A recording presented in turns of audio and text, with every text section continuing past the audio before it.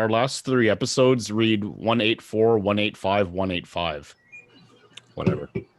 So yeah, 186, 187. Maybe we can fix that shit in post. All right, We're live. Going live.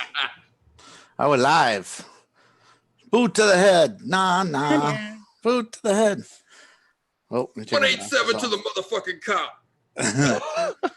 Yeah, you're looking a little bit too smart there, Steve. This is your I know. I gotta dumb it up. Yeah. Okay. Put your dumb glasses on. You're like, All right. yeah. Welcome everybody to season 27 of the Arcade Hangout, America's longest running live arcade podcast in the world, On YouTube. and anywhere. Okay. oh shit, I'm saying anywhere now. we're taking that. I am. I'm taking it. I'm taking it home, putting it in my pocket. We're a group of friends that like to get together once a week and talk about our collections, our gets, our not so gets, our fixes, our things that aren't working, and other things related to arcade games and movies and what we're drinking. What is everybody drinking today? Andrew, what are you drinking? I'm polishing off Comrade Brewing Co., which is a local brewing company here. It's their single hop Amarillo. Oh, nice. It's pretty good. Not bad. Very quickly moving on to Something else with that. I think we're doing this tonight. That looks dark. It's 9%. It's got a fancy cap on it. It's a Belgian dark. Yes. There you How go. about you, Gak? What are you drinking? I just cracked open from your neck of the woods, Modern Times. Oh, I love that beer. So That's this one of my one- favorites. Yeah. This one's called Critical Band. It's a hazy tropical IPA. So Yeah, that's a good one. yeah. How about you, C-Bar? What you drinking? Bud. Budweiser makes me wiser. I'm drinking Latitude 33. They have a new flavor. Keith told me about. It's that honey hips. Ooh, Oh. sounds So it's like a honey blonde ale or something. Yeah, it goes right to your hips. Yep. Right.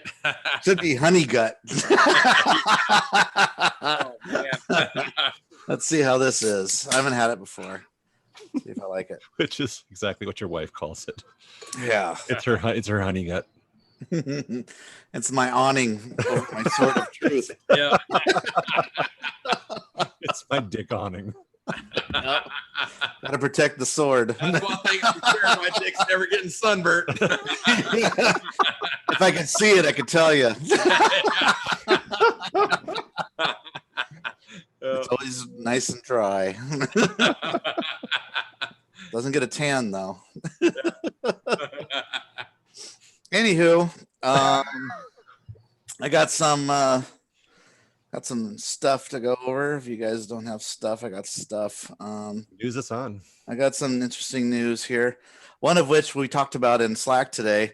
That we had her on here once or twice. Zyla, aka Miranda. I don't know what she's going by now. She is reopening her arcade in Denver, Colorado, in her same location, and it sounds like she remodeled With an expansion. Yeah. Hyperspace. So I'm wondering if that's what she did with her money, with all the games she sold. That she did a remodel with it instead of moving to Vegas like she was originally going to do. So I've read a lot of posts from people on there, and people are excited for her reopening. Yeah. I saw it posted on a couple local forums as well. Yeah. Okay, cool. Yeah. So I'm happy for her. I hope that she does well. I think she's had a nice break. I think that's what she needed, as a break from all the shit. So was she actually closed? I think she was. I'm No? ashamed to say I don't know. Okay. Well, I think she was closed. I talked to her about 2 or 3 months ago, and she told me she was closed and selling games and just to make money to be able to make the move to Vegas, I believe. Yep. But I sent her a message today, but I haven't got a response yet to ask her, more details and stuff. But from what she posted, from that post that you did, Gak, I read that post before you posted. I think that's what Andrew was talking about her post because she posted that like an hour before Andrew even did it. So that was like fresh news. So this has just happened today. Yep. She made her announcement. So she's going to have a whole new pricing structure, open 7 days a week, cheaper prices, I think, for families, and you can bring your own food in and all sorts of stuff. So big changes. I don't know how I feel about people bringing food in, though. I wanted a designated food area, I think. I don't know if I'd want people bringing all sorts of shit and touching all the machines with it. I don't know. Yeah. If I had my own arcade, I think I want a food area instead. But just to reduce spills, even if it's just on the carpet. Maybe it's not even on the games, but just to keep it Yeah. kind of contained a little bit. Yeah. Yeah. I don't want people putting their drinks on top of machines and stuff like that. Right. So yeah. And I didn't see a pricing schedule for what kids are going to be, and I'm hoping she's going to learn from her mistake and not do, kids are $45 and parents are 10. Yeah. So kids are more of an equal, you can't really do that. I think families off. She's trying to do the same thing. I think that, not so different from what Steve did, with the changes to drinkers, where it's like, it's all about trying to stop parents from just dropping their kids off and treating the place like a daycare. Yeah, babysitting. Where it's like, all right, I got to run to Albertsons. So I'm going to drop the kids off the arcade and I'm going to go to Albertsons and shop for an hour and a half and then go pick just to get them out of my hair for a while. Yeah. Right. And just treat it like a daycare. And then, it's Which like, I'm guilty of that as a kid. I mean, my mom used to drop me and my brother off the arcade for like 2 or 3 hours. Oh yeah. I We weren't little though, but I mean, we were very respectful of the games. I don't know how kids. But other kids aren't. So that's the thing. Yeah. And they weren't, Parents would do that anymore. The Zyla has to deal with it. I mean, that's what she had to deal with. So it was the same thing there. Vintage back then, they were new, and they were just trying to get anybody they could in the drop quarters, I would imagine, right? So yeah. So I did see the pricing structure of a monthly fee, and that's $40 a month for unlimited. Oh, she made her pinballs free play too, because I guess those used to take quarters or something. So. When we were there, that wasn't quarters though, was it? Yeah, I don't think so. I don't know. I thought it was free play. They were free play at that time, yeah. Yeah. So $40 for a monthly club pass, and then if you renew it for the next month, it's $35. So, not too bad if you go a lot, I guess. She's also having more game areas. When we were there, she had those kind of couch comfy areas that feel like a living room, that have like a game console, like I saw Genesis running, or Super Nintendo. She's gonna have another room that's gonna have an N64, and was that it, or maybe PlayStation? I don't know. N64 was coming soon, and then she mentioned another console. I can't remember what that other one was. Yeah, but she could put all sorts of consoles in there, maybe a Wii or something. Put some stuff in there. You just have to worry about people snaking your shit though, because they could just take the game out and on. That's worry about a little bit. I mean, all consoles have that issue, right? Whether they're taking controllers or taking games, or yeah. I mean, unless you're doing like the Best Buy kiosk thing. Yeah, that's what I was gonna say. It'd be kind of cool to have a some sort of lockdown case for that. Yeah. Where like the staff has to change the games or something like that. Mm-hmm. Just put it in like a little doggy cage, right? Yeah. My dog. You couldn't get a discount. Speaking of doggy, my dog's been going nuts, licking the floor. Last week when Adam was here, where Adam spilled. He actually spilled beer. Yeah. So. Oh man, that's old beer. He's lapping up the dried up puddle there. Yucky. Oh, Carrie's here. Hey there. Okay, so that's Zyla's news. I thought that was kind of cool. The New Wave Toys had a announcement. I didn't get an email for it, but I did see it all over their Facebook page and their stuff like that. So they are talking about the Street Fighter mini arcade that Andrew and I have been waiting for. Should be shipping. Supposed to be shipping within a week or two. Yep. I think they're originally supposed to ship yesterday, but yeah. So yeah, they're saying they're getting them in bulk, and they should be getting them in, and they should be shipping. Didn't they say by next Monday or next Monday after? Yeah, it's about a week or two. They should be shipping on Monday. So did you dive into the new stuff? So did you pull the trigger on the I Walkman or the? I did not. I just thought it was a little too pricey for what it was, Right. and I do like the charge. I don't like the Walkman. I thought that was kind of silly. Yeah. I did like the change station and plug in all your other games. Find I'll it. probably But it's $45. it's $45 for a couldn't justify USB charger. Yeah. Yeah, That's like that's way overpriced. It should be more like 15 or something. yeah, it's like that USB charger was like $5. Yeah, they're nothing. That's- USB chargers are nothing. That's what it is basically. With It's just the design of it. That's I could cool, but 3D print something exactly like it, and then just throw a USB thing from Amazon in there. Right. Same it's thing. just hard to justify. I mean, it's cool Yeah. they're doing it, and it's a cool looks idea, cool. but it just doesn't do anything. No. I mean, I don't know what Just to else look it at could it. do, but like, yeah. Doesn't do anything. You know what? You should push a button on it for like $1 change, and it goes ching. Oh, it should definitely make noise. Yeah, and you put sure. another one, and then for like $5, it goes Yeah. tick, tick, tick, tick, tick, tick, tick, tick, tick. That'd be cool. They could have done something like that. Something Nope. like that. Yeah, Put me on the creative team. I'll straighten it out. that's right. Anyway. or another button you push, which is the sound of a dollar being rejected over and over and over again. Okay, so we have our Street Fighter Mini Arcade coming with the little mini controller and all that. So that's going to be cool. I'm looking forward to getting that. And hopefully they're going to announce Dragon's Lair soon so I can get on board with that pre-order. If people don't know, they're making a mini. It's about yay tall, maybe a foot and a few inches, 12 inches or so. Shrunk down version of Dragon's Lair, and it's going to have its scoreboard above it. Oh, Necros is asking how much. How much for the Street Fighter thing? We did the pre-order, which was 120, I think. No, I thought pre-order was $100. 100? I thought it was 99 or 89. It might have been 100. Yeah, I think it was under 100. I think maybe it was 100. And I think if you want to get on board now, I think it's 120 or so. Yeah. Let's see what else. The Dragon's Lair. So Dragon's Lair is going to have a mini scoreboard. So it's not going to be where the scoreboard is usually over the screen itself, like you always see everywhere. This will actually have its own dedicated scoreboard to it, cool. just like the arcade. So it's going to show the lives. It'll show your score. It's going to be the closest thing to a real Dragon's Lair shrunk down. Even the marquee will light up, just like the arcade. It's going to be. And what's the anticipated price on that one? It'll probably be the same vicinity of $100. That's usually what they've been. But I definitely want that one a lot, pretty bad. That's going to be super sweet. Everyone's excited about that. So hopefully they'll make that announcement. I'm hoping soon because they're finally done with this Street Fighter.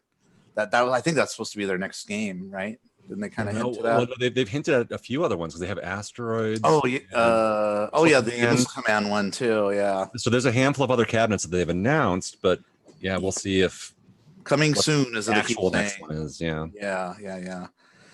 YouTube Punk. Will they credit Mock as a technical advisor? No, but they should. They definitely should. I've talked to the back and forth of them many times, so I should ask them if they want to come on the show. Maybe. Well, that'd be kind of cool. They asked for links and they watched some episodes. So Really? Wow. either ran for the hills or like, nah. thanks, but no thanks. We've But seen little do enough. they know we're the people that buy that shit, though. Yeah, right. You know? So, we not only have about 200 downloads on our show, but there's a lot of other people that download the audio version of the show, which we don't show numbers of. So Shout out to our downloads. yeah, we get about 400 or 500 people watching or listening to the show every week. So we're not doing Jake Paul numbers, but And I want to say Orange Whip said the iTunes was kind of similar. yeah, similar numbers. Yeah. So anyway, that's that. Okay, and I saw something kind of funny on Facebook on our one of our arcade groups. This guy was selling Ty Bergan, I think his name is, was selling a tax scan for $3,000. Holy shit. And I was like, whoa. And then I looked, $5,000 originally, or hinting at that. because you just threw out a number, yeah, but then you did more research. So you saw this guy. So I look on the comments, on like the second comment, it's one from Slick Nick, and it says Message sent. Yeah. And I wrote underneath that, I'm like, I think I just put LOL because I know that he wants one bad. And Yeah, I think at CAX he got into it. yeah, I was showing him how to play it and stuff, and giving him some pointers and stuff. I love that game too. I wish I could afford it. That's one game I would love to have, but it's too much money for an arcade machine, you know. So it's hilarious. So Nick just joined the IRC just now. Like oh, hey, Slick Nick, we were just talking about you. Oh, Slick Yeah. Nick, No, I heard that. I heard that. yeah, So Nick, what's the story? yeah. Did you pay the $3K or what? Did you Did an offer? Did he tell you to fuck off? What happened? Did you offer him less? I'm pretty sure Nick gets a link to the show every week, so you can come on in here and tell your story. Yeah, tell your Yeah. story, buddy. Do it. Let's hear Tell about your your story in your new suit. Nick, come on and promote your new Instagram that you started too. I joined it. Yeah, of course. Nick's Life or something like that. I love Slick Nick. Basically, like, you know, check out how awesome my life is. And Yeah. we're all jealous. Let's basically. I want to compare how shitty my life is. Oh, he said he turned down $3,500. What? Oof. Wow, I thought he offered 3. Yeah, he said he listed it for 3. Oh, he said he turned down 35. Wait, so did the seller turn down 35 or did you turn down 35? Because I thought he put 3K on the thing. He said he had Oh, a awesome. Okay. Right. 20 Nice. All right. All right, Slick Dick. Invite me over sometime. I want to play. Yeah. Yeah, Nick, you don't know this, but we're gonna have a NAT tournament at your house next summer. Yeah, let's do it. That'd be fun, actually. We should do that. Let's all invite ourselves over to Nick. Yeah, we're gonna invite ourselves over to Nick's place, and then Gabriella, who's invited us all over to her place. There we go. James, so we could just Night 1, night 2 deal, right? Yeah. Yeah. I'll save an upper decker for both of you. Oh. Okay. Boing. Oh shit, he said I'm down. All right, guys. All right, plan that shit for next year. Let's talk. Okay. So my last thing is just kind of a little fun thing that Retro Amigo, aka is it YouTube Punk? Is that his name on here? Yeah. He sent me a link. He goes, "Have you seen this movie before? It's on YouTube, the full movie." So I click on it, and it's the old 1993 movie. We talked about it on the podcast like years ago, but someone uploaded the whole thing because this is kind of a movie that never shows up on Netflix. I don't think it's ever maybe even shown up on like Amazon Prime or anything. Faces of Death? No, 1993's Arcade. Remember that movie? And it stars the That's guy who made by plays- Full Moon. Yeah, it's Full Moon. Yeah. I think it's a Full Moon movie. Q from Star Trek, whatever his name, he's in it. The kid from Christmas Story, the shoot your eye out kid. Is it? He's in it. I'm trying to think if I remember it. Was it kind of like futuristic arcade? It's not Supposed to be like virtual reality. Okay. Yeah. The You game stare at the kills TV screen kids. and it kills you if you like die in the movies. game, you die in real life, kind of thing, or you become like a catatonic or some shit. But I don't it think has I've seen really, it. I've never really bad 90s CG in it. That was like maybe it's like Well, you're also Man level, you know.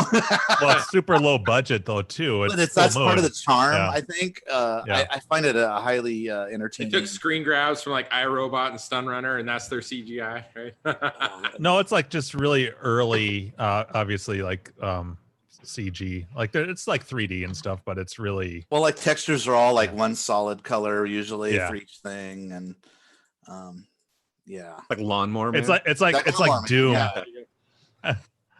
Or It's like Tron. Doom style graphics. Yeah. Doom graphics, yeah.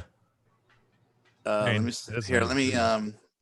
I'll post the trailer so you guys can get like a gist of it.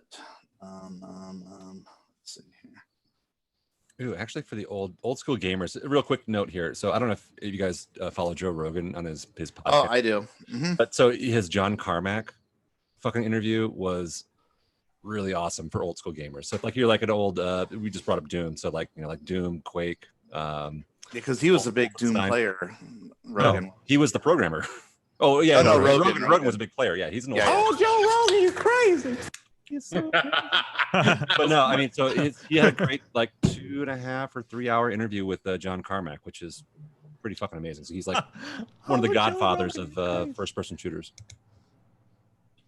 Yeah, just jump ahead in the trailer about 28 seconds or so and just see these graphics, because like I could do these like, and he's like advertising, it's so real, you'll yeah, it's so real, you'll lose your mind. You'll blow your mind. Yeah. So the name of the game is Arcade too, I believe. No, that's the name of the name of the game they're playing. Yeah. I like it. It's called Arcade. Dante's Inferno is the name of the arcade. It looks like it's like in a cellar and some Yeah, that sounds really familiar now. Yeah, it's I love full up until like cheesy. the mid 90s, the Full Moon stuff. Yeah, they're super low budget and backed by Paramount for they had a partnership with them for up until like the mid to like I want to say like 96 or 97. What happened to them though? It's like you don't see stuff from them anymore. Oh no, they still make stuff. It's just they obviously it's not they've never released anything theatrically. I mean, no, it's always direct to video. They're still making stuff, but a lot of it is, I mean, they're all, since they lost Paramount, they're super low budget. So they've even done like for some of the Puppet Master sequels, they've done like crowdfunding and stuff like that. And actually, most of their money that they make is on toys and merchandise. Oh, like and that funds a lot of their movies. Yep. I love that movie Dolls that they did. And that's their Dolls movie. is great. I love Dolls. If you get a chance to see Dolls, that's a good one. That's about dolls that kill you while you're sleeping at night. When you, Nice. Yeah, it's like if anybody like their car tire pops or whatever, and there's nothing around but this little cottage in the middle of nowhere, and you go there and there's these two sweet old people that live there.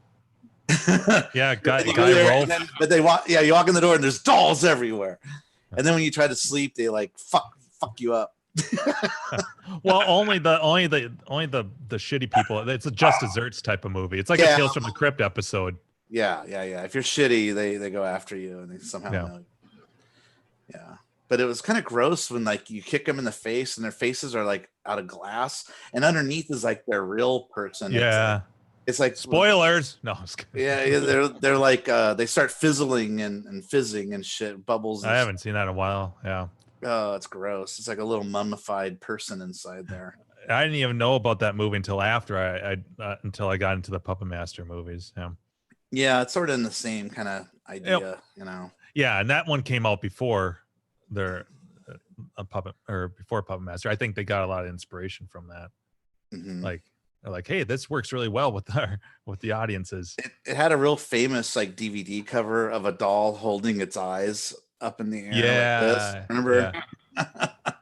And that's actually sort of in the movie where somebody's like turning into a doll and she leans forward and her eyes fall out of her head and then she has to pick them back up and put them back in her head. So yeah, those movies are fun. Mm-hmm. So.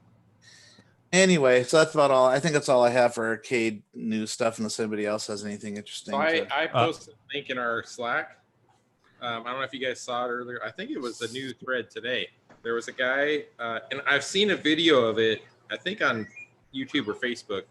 This guy or a group of people own an Airbnb in like Alabama or something like that, Atlanta, with 43 games and a bunch of like really nice pinballs and everything. Oh, is that the one that has different themed rooms and one of them's an arcade one? I'm not 100% sure on that. I know their garage is full of games. And I don't know if there's more games in the house, but there's like really nice pins. I just saw a couple of photos. Oh, cool. That's kind of an interesting thing. Like, you know, you don't get to pick your Airbnb though. You only pick the area you kind of want. So it'd be just a crapshoot if you got that one, right? No, you rent the whole house. It's a house. Yeah. So you rent the house and then you get full access to the arcade. But what I'm saying is when you first get an Airbnb, you don't get to pick the house you want. You to pick the area you want. And then they randomly give you whatever is available in the area. You don't get to pick. So you have to just search it out to find it. Yeah, I don't know how that would work. Maybe they're using something besides Airbnb, but that'd be really cool though. I wish we can't pick the property you want on Airbnb. Yes, you can. I did. Yeah, I just did. I mean, you would have to. Like, why would they make that? My first random- night in Idaho, I searched and picked the house I wanted, the room I wanted. Hmm. I got a place that's walking distance from Drinkers. Okay. So yeah, you can. It's not it doesn't give you a street address, but it gives you general area, and then you can check out the amenities and all that. Okay.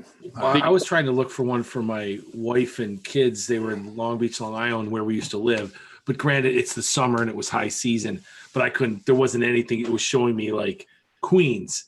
It wasn't showing me like Long Island by where. Yeah, I don't think there was anything because that's high season. I'm sure they were all rented already. I think it does give you kind of a circle area on a map, so you can kind of know that's within a few blocks of a certain area. So, but yeah. Yep. So, yeah, that was the only one I had to add. Sorry. No, that's cool. Anybody else have anything? Yeah. For a change. Yeah. Listen All up. right. No, I'm just kidding. Over the weekend, me and Carrie got a chance to play a lot of Wonka. Cool. All right. Tell us about it. We played like 5 games each, I think. So where did you actually play it at? We went to Free Gold Watch, which Okay. is her pinball league place. And that's like an amazing setup they got there, right? Yeah, it's pretty nice. Oh, They have a ton of pins. The only thing is that it's a really narrow, long place, so I could see it getting completely jam packed with people in like no time, and you not being able to like walk anywhere. But but we played. They had a pro or whatever the base model, the standard edition, whatever you want to call it. It doesn't have the ball lock in the back. Right. Yep. Yeah. But we played a lot of it. I just, it's like the same not the argument, but it's the same topic we bring up every time, that I wish I could hear it better, like the sounds and the sound bites and stuff like that. But I mean, in an arcade, that's never going to be the case unless they crank the fuck out of it. Yeah. But we played a lot, and I will say this: it didn't take like over after playing it. That's definitely the front runner for me now. Oh, cool. Yeah, I hear it shoots really well. It's like the shots. It's so feel approachable. Good. It's so approachable, and they break it down what you need to do pretty easily. And there's a lot of fun shots, and there's some difficult ones. And I got a couple multi-ball. I think we each did, but it's the Gobstopper multi-ball and the kid multi-ball. Yeah. And so it was fun to figure out what to do and what each of the shots do, and the ramps are fun, and I just like the layout, and it's and then today, I don't know if you saw my Slack post, but it was it was slow at one point at work, and I just for the shit of it, I decided to just Google mods for it, and there's a shit ton. I found there's like 5 pages full, and they're all different, like 5 different companies or whatever, and they're all different. And like, I'm like, damn, this is fucking badass. Like, really there's like if Stern reaches out to the people that do mods and be like, hey, here's something we got in development, start working on stuff. I don't know. Yeah. Well, this is Jersey Jack, but yeah. Oh, Jersey Jack. Yeah. Okay. Yeah, there's some really amazing ones out there. Like you can get like the actual glass elevator they have a nice spot for it. It lights up and shit. And there's a cool overlay. So like for the Wonka Tower that lights up, someone made like the actual like the smokehouse. Yeah, the smokestack tower. For and the W, where it spells it out. And one company, I forget what it's called, but it's a small company, but they like hand paint and made like stuff with the kids, like the tube that Augustus Gloop gets stuck in, and a spot for it that lights. Like there's so many. I was just like looking at it, I'm like, holy shit. There's even cool. Charlie floating with the bubbles inside a Yeah, I don't know. I was pretty excited, even though Wonka's like hat that goes over a big ugly bolt. Jimbo Wally says, "Pull the trigger, Jim."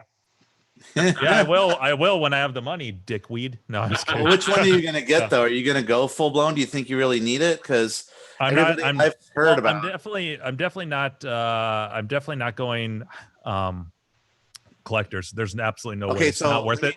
Let me just tell you don't lose any features in the other versions because there's still the ball lock for the Wonka Vader. It's just it's just a virtual. Yeah.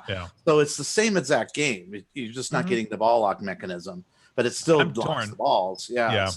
I mean, that's I'm another. torn. I'm torn, but my Yeah. gut instinct is to go with the LE, because Really? I really like the art and the art is better. and I like the Wonka Vader in the back. Plus, a lot of the mods I was looking at play well with that. But I do like the art package a lot more on the LE. But I mean, it is a $2,000 difference. I might change my mind, but that's my initial instinct is to go that route. There's no fucking way I'm spending 12.5 for the collectors.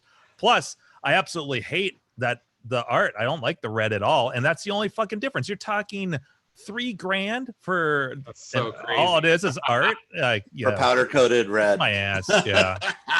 No, and the back glass is different art, and the side I think is a different. Yeah, but fuck that. I like the blue.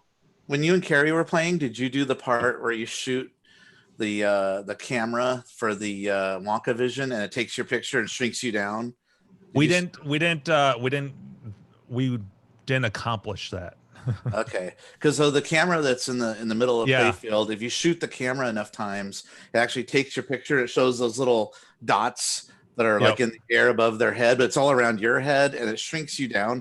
Then it puts your face inside the little Wonka Vader screen that's on the. God, that's awesome. Yeah, that's Mike cool. TV walks back and forth on the Wonka Vader. We played Pirates of the Caribbean not long after that, and Carrie got her picture taken. It was it was funny. It was just a bad picture, and I was laughing.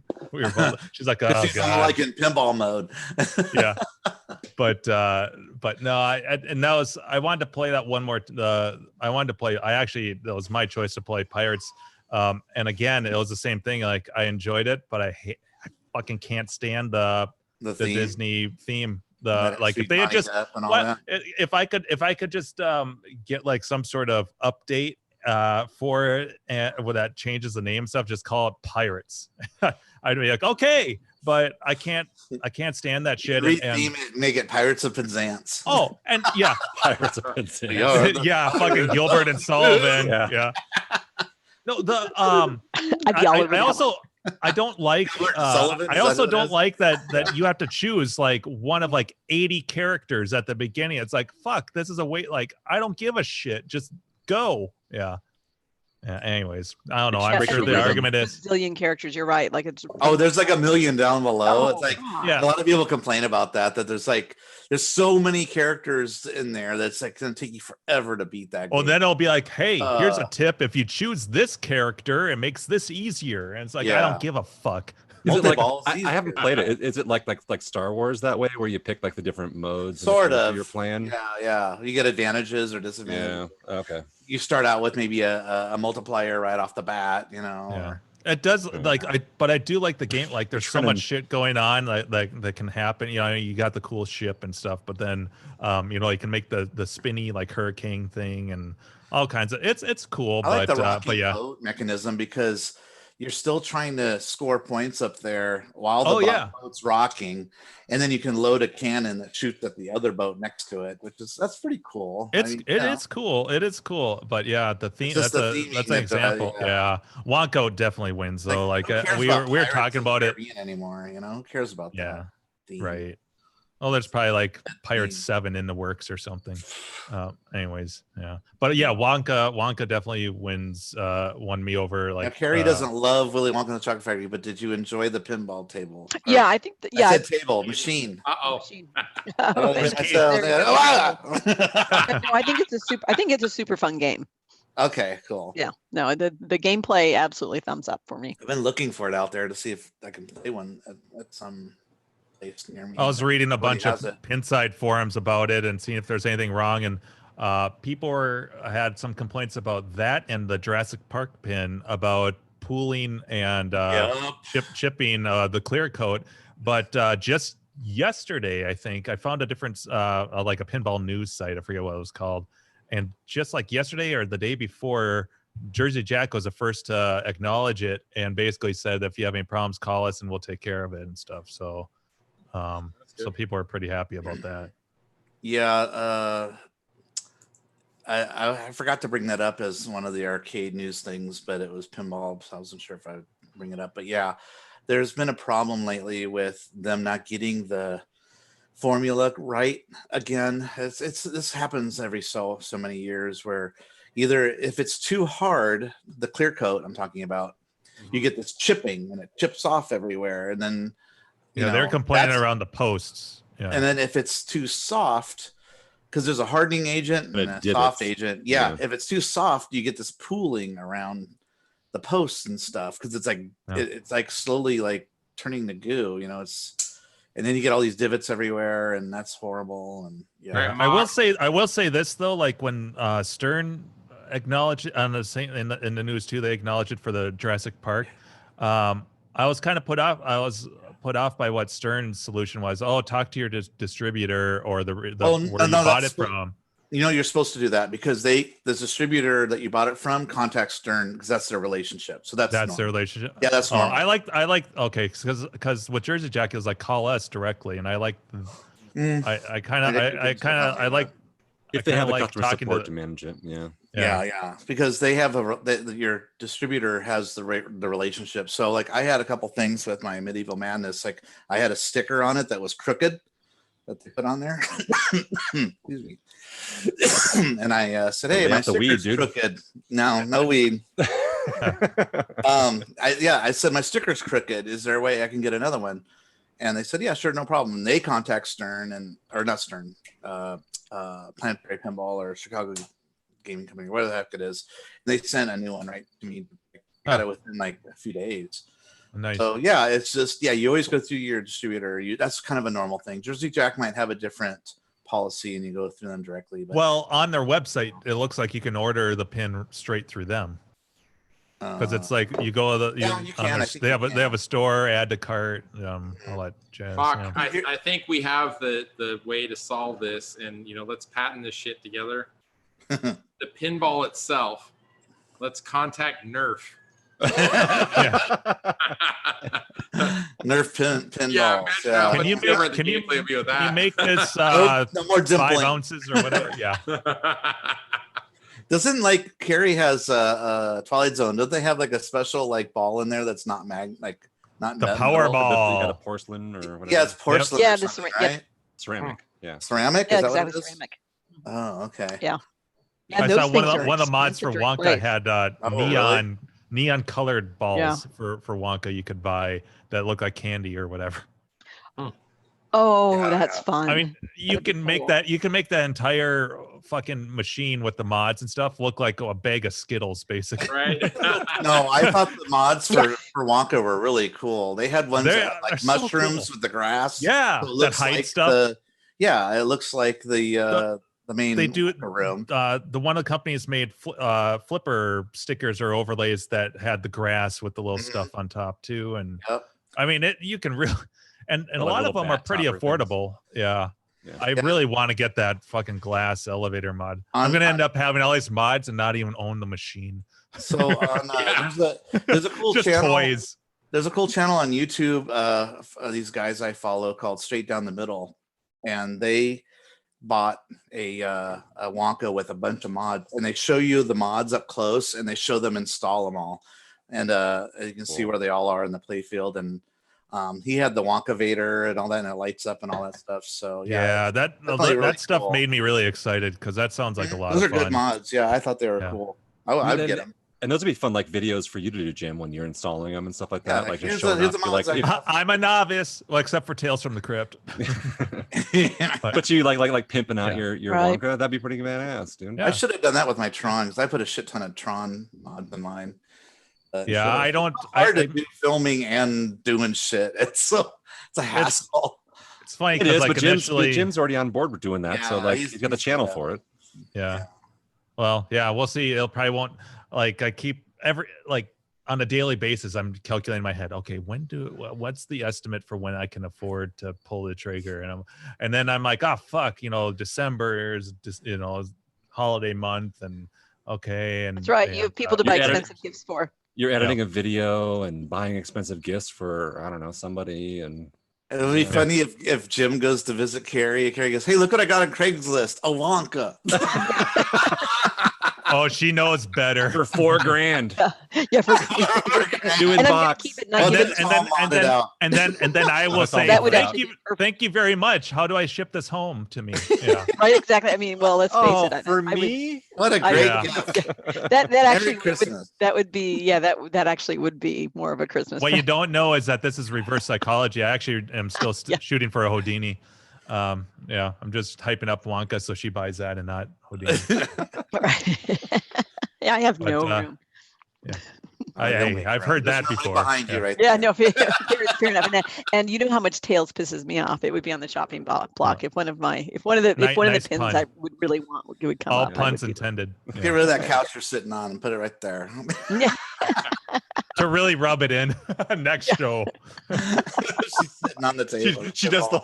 No, you called it a table. I did. Fuck. To the head.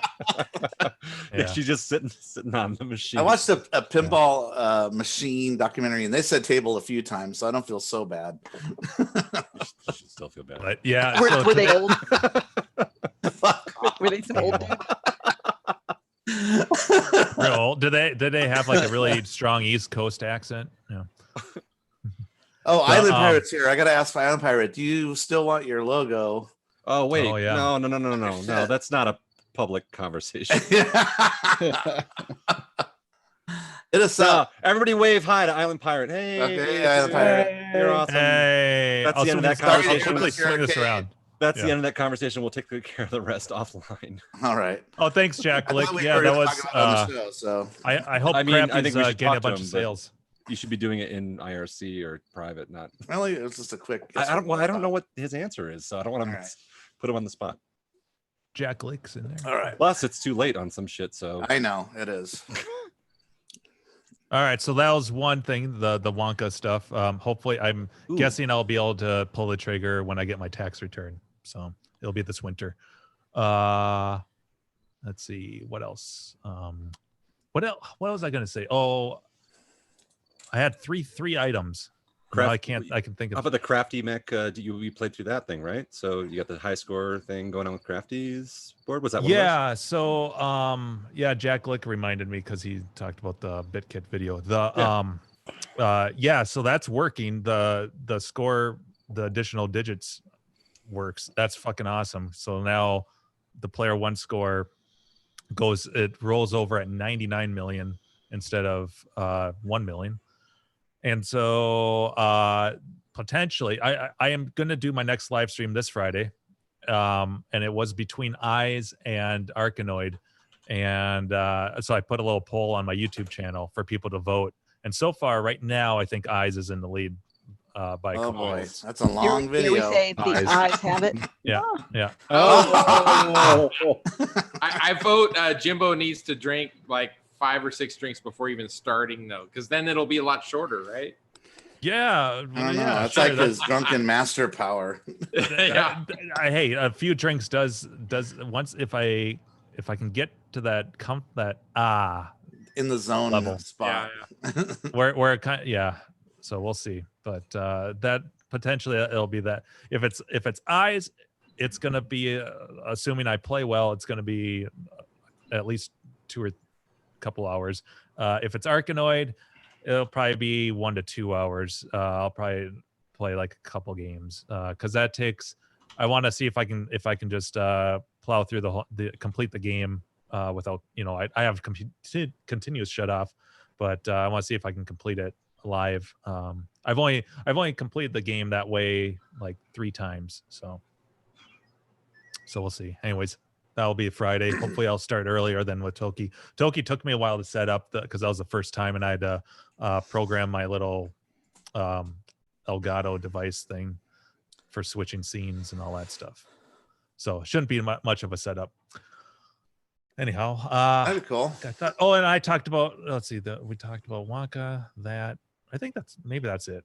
I couldn't think. If I do, I'm sure I'll interrupt someone with when I think of it. That's good. We expect nothing less of you. I had another one, but it's not. I don't know if it's arcade related, but a little bit is. GameStop recorded record low losses recently, and it's so bad that it looks like they're going to be closing a huge not a handful, a huge amount of stores soon. Holy shit. So yeah, it's beginning of the end for GameStop. So if you have any gift certificates for GameStop, That's time. cash them out now. You're waiting on any pre-orders? I remember Do they take those Ian Kellogg gift certificates there? yeah, Holy the same shit! I just thing, about right? spit out my drink. Sorry. I So- race to stores now. There you go, $100. That's Monopoly money, That's dude. about paper right there. Yeah, take it to the bathroom and wipe your ass with it. Hey, now. So I bring, did. bring it to Grinkers. Use that as extra underwear. Right, It's the safety net. Somebody's selling a monitor on Facebook Marketplace locally, and I didn't want the monitor, but I'm like, hey, I've never seen your name before. Do you have any other games? He was selling a 25-inch monitor. I replaced his Mortal Kombat with an LCD. He said, he goes, I know I'm awful. I mean, he must be a collector or whatever. But on the back of the monitor he was selling, he had a sticker that like he had capped it. Like, as he said, it was capped in 16. It was an Ian Kellogg sticker. That he must have came with, I don't know if he sold those or whatever. Like, Sorry if my, I Yeah, just want him to come and sell a sticker that says vaginas are awesome. Yeah, you're right. Yes. That would be that was ideal. funny. Yeah. They come with the cap kits. Gak, you don't get to answer that question because Oh, you yeah. haven't installed one of his fucking cap kits. I have all I was kept gonna it say was because my track 10 I got had the seat. Excuse me. The same Wait, what game? Quick, Heimlich somebody. Ian Kellogg On my way. thing on the inside of the machine. Just like Dave said. Same Yeah. Yeah. price. I did because I wanted to see, oh, hey, I'm local. Do you have any other stuff you're selling? Like, just out of curiosity, it's like, wow. You don't see that unusual. It's unusual just to see like a monitor on Facebook, I figure you have it on Clav or something. Yeah. That happened to me with Craigslist. Another 25-inch monitor. Coincidentally, that was just like it was a collector, and it was his spare monitor he had pulled out of a cabinet, and he's just like, free, and it works. And so I freaking jumped on it and picked it up. Yeah, just a 25-inch monitor. There's another guy on there that sells monitors. He's always posting. I'm sure he does tube swaps and stuff, and selling like K7s and stuff for like 175 or whatever, for complete monitors. But yeah, it is kind of weird sometimes to just see a post with just a monitor. Yeah, and with it was recapped in 16 by this guy, I guess, and it was like, whoa. But I like the comment. He says, "I'm awful" or whatever, and I'm like, oh, that's so funny. Like he knows. But Not that's like still like doing that, that's doing no. a service though for other people. Like, Yeah. here, I'm not going to trash this monitor or throw it out or anything like that. If he's fine with the LCD, then by all means, give it. Yeah. Hey, Andrew, are Give it you to someone picking who up Borderlands 3 next week? Oh, that's a whole weird conversation right now. All right. All right, Talk so me offline if you want. no. It's actually it's an interesting conversation. Briefly, no one else gives a shit about it except you and I. Maybe Jim might be interested in it, but like, basically, it's just playing shooters online. But this is a team. yeah. We work as a team, though. We do, yeah. But As, like, as a Raiders, right? it's co-op. Yeah. Co-op, yeah. I don't think anyone else. Well, Seabart's also into shooters too, so Seabart would kind of fall in this category. But there's the whole question of like the boycott on Borderlands 3 right now because the Epic Store shit and all the. I know. Now, So- what is that? Is it because there's some ties to Trump or something, or is it just because we hate the Epic Store? It's this. Oh no, I hear people like boycott like Bang energy drink Oh. because they give money to Trump's campaign. So I don't know what's the reason why we hate Epic download store. People It's will not vote for Steam? Trump or they won't. I refuse to get involved in that fucking conversation. So Yeah. what's the big deal I think about Trump's doing a great job, then fucking keep voting for him more. Well, no, I think it's just because like the whole boycotting Steam and like being like they want to do an exclusive on the Epic Store and to bring people over to the store. yeah, it's like the whole ploy just to get them people over there. And I don't want to get into that. No one really cares about it. So right now I'm waiting for a couple of key friends, Dave, who you've played with, and actually my buddy Dave, Zevious Dave. You guys all? Yeah. He and I have been like first person shooter partners since like 90, like since Quake 1. So like 95, 96, something like that. So like we've been playing games together online together for a long goddamn time. But he's in this weird place where he's kind of boycotting it, and he's like a Borderlands super fan. He has hundreds of hours into I think every single game they've ever produced. So and all the DLC and all that. And everything, all the DLC, everything. So he's super big into it, but like if he doesn't get it, then like he's like the guy I want to go online and play with. Yeah. So if he's not going to buy it, then I'm waiting too. But at the same time, I know that like you posted something, or like one of your friends posted something about like Borderlands, and like. But he's getting Xbox version though, and that's I don't know. Cross-play? You don't have an Xbox, huh? Is it crossplay? No, I don't think so. Xbox? I thought Xbox and PC were basically like. I know they are, but their games not very often usually are cross-platform. Let me double check that, but I don't I don't think that game is cross-platform. Let me see. So I mean, basically, like if Dave doesn't buy it, that means I don't have a partner. So like, and if like it's fun enough to play alone, but I want to play with a group, like playing co-op. It's like where that game becomes like. I've been waiting for that, so because we talked about we were all going to play it, so I was getting excited about it, but then I'm like, I didn't know they weren't going to get it. I knew it was going to be Epic exclusive. Like that's been news for a long time. Yeah, but I'm like, fuck it, who cares? I have to play it on the PC. I'm not going to buy an Xbox One just to play that. That's the thing. Yeah, and I want to play it on whatever platform you're on it. So and I want a keyboard and mouse, and I'm not playing with a controller. So yeah. So I mean, if you're a group and there's cross-play and you guys got guys playing, then I'll buy it. But otherwise. No, it's not cross. Yeah. Why not? That's stupid. No, boo. Other games are like that that Star Trek game we play is cross. Right. It's fully cross-platform. I know, bummer. So yeah, I mean, I'm into buying it. I'm into playing it, but I gotta have I want to play with a group. Yep, I know. So if you got a group, we need a healer, we need a tank, we need a sniper. Come on, Jim. Yeah, you've got the command center. You can play it. That's right. Just be careful when you play with Andrew. He likes to leave us for dead. Hamburger? No cheese. No. This is a hot dog. a totally different thing. You did. You left all four of us playing that night. Get in the helicopter and you left us for dead. I'm not. Well, that's that game. Now, this game is cool. Is if you die, you just respawn nearby and you run back in. It's not laugh attack. If I can't save you, bro, I can't save you. I'm not jumping out of the helicopter to get you. Yeah.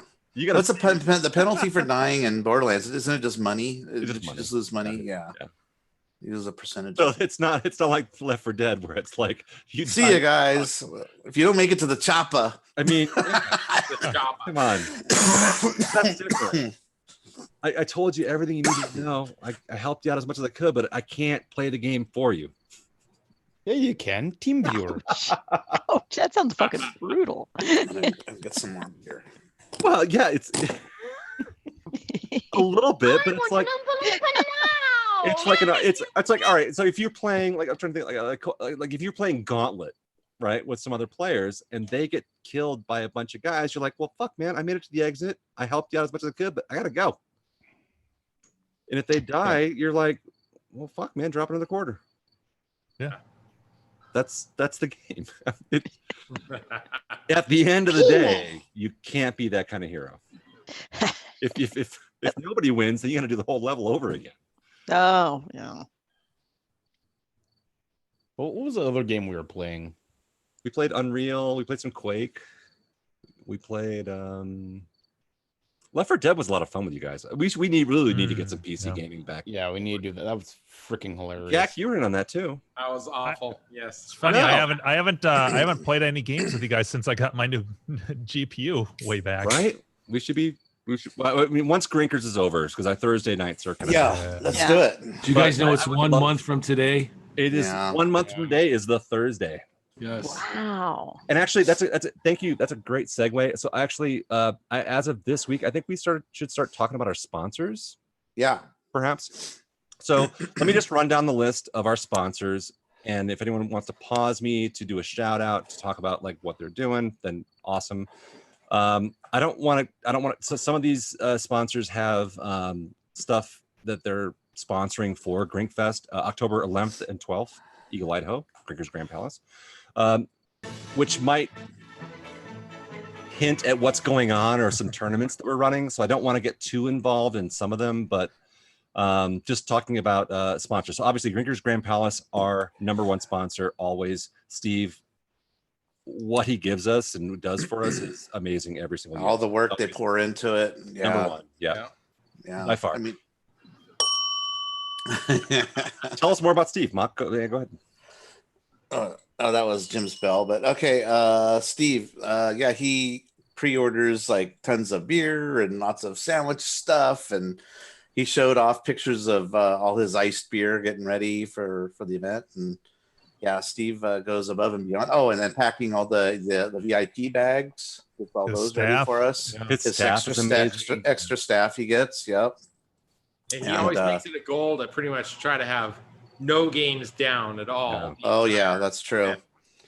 So And- that's awesome. Especially the ones that are in the tournament. So And he has over 300 games, like 310, 300, whatever. I don't remember what the list was. 310, 315 games.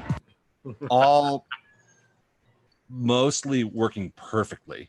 You might find a game here or there where there's something weird, but if you find a game that's weird, you just tell Steve, and he sends a team of people to go fix that game. Yeah. within minutes, yeah. Insane.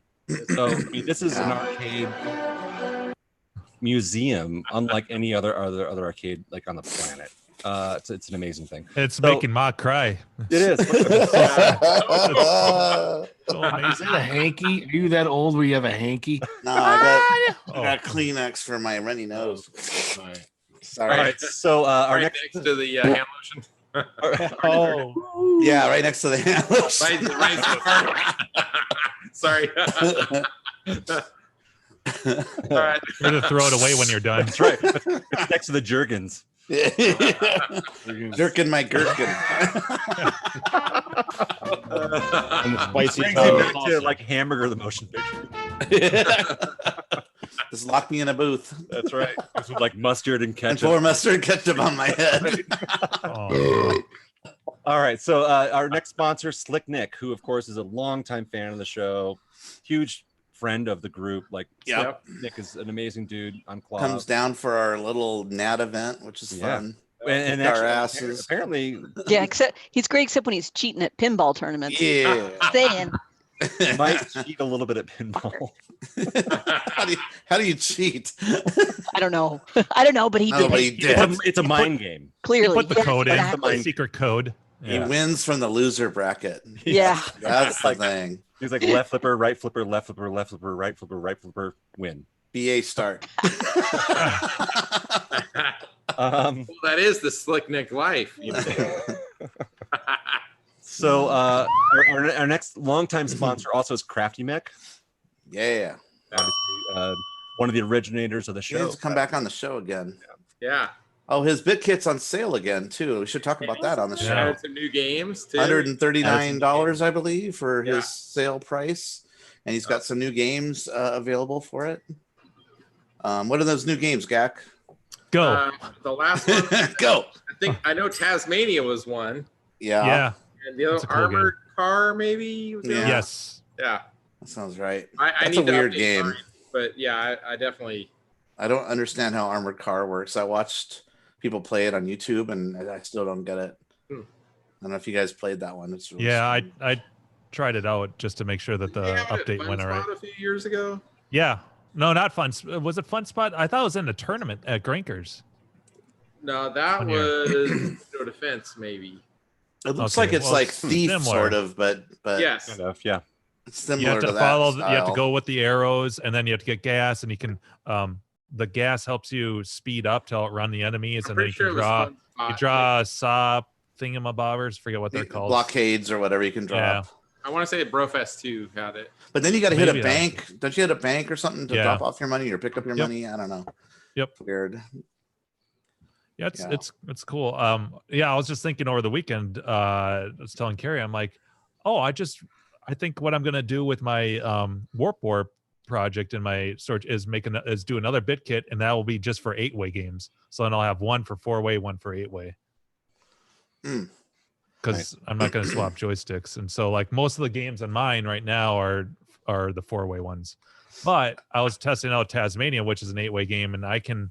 If you're deliberate with the 4-way Wicco stick that Rockola uses, you can hit the diagonals. You just have to be very deliberate. So, Arcade Yeah, Danger has a fun fact about Tasmania. He said if you're walking upward, you can see his butt crack. he Yeah. does have a butt crack. He does He's a have a cute butt little crack. green fella. Yeah. That's so weird. You know, that's the thing about all those games are all sort of weird. You know, they all are quirky, weird arcade games, hmm aren't they? I think that's the appeal. Yeah. Maybe, yeah. I mean, look like Fantasy was a weird game, and you know, or the Glob. That's a weird game. I like Beastie Feasty or Oh Yeah, yeah, and yeah, little yeah. Toby the bouncing testicle, Yeah. which goes Oh, yeah, right so- with Tasmania and the butt crack. So. Yeah, so Crafty renamed the eyes with the update is called Eyes 99. So you can have the original version, or you can have his modded ROM file. So What's modded Yeah. on it? What's the just a score, differences? just a score. So it doesn't loop, like it. Yep. Just It keeps going. it loops at 100 million, 99 million after. So you 99 added million. some zeros. Okay. Saves your score, and it'll score up to just shy of 100 million. Have you played that one yet, Jim? What are you new? I was just talking I know. about it. Have you ever heard of the game called Eyes, Jim? Yeah. Have Yeah. you ever played Eyes before? Cool. Yeah. Try it out. You might like that one. No, I meant There's the one that actually- the scoreboard doesn't change though. I mean, where Yeah, you- actually- yeah. yeah, Well, I actually, I like uploaded a potatoes. score. Yeah. I Oh, that posted was the about one it you on Slack. uploaded. Okay. Yeah. Jim, actually, I heard there's someone selling a really nice restored one on KLB. Yeah, I should buying- buy You should that. buy that one. Yeah, should, it makes yeah. a lot of sense. Yeah, because I don't know anything about that game. Yeah.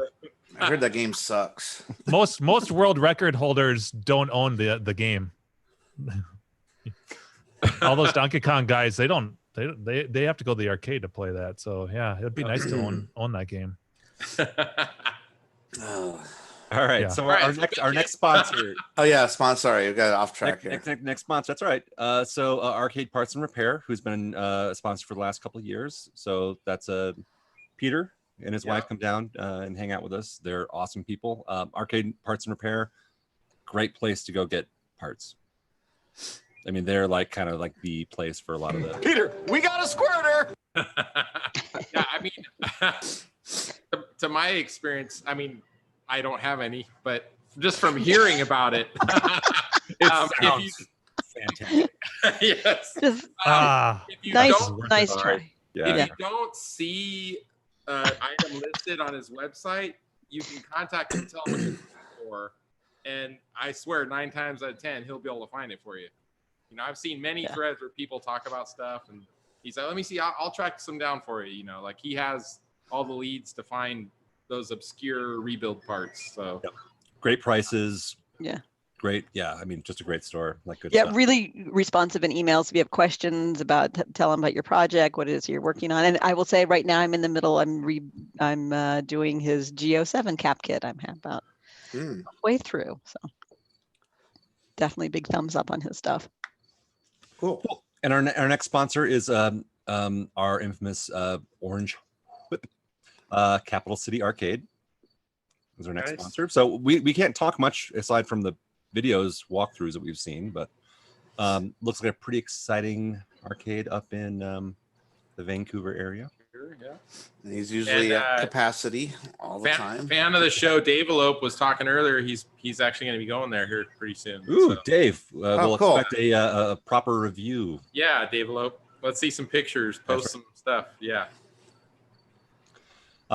Next one. So Get Off Our Lawn podcast, which I've never actually listened to this podcast. I haven't either.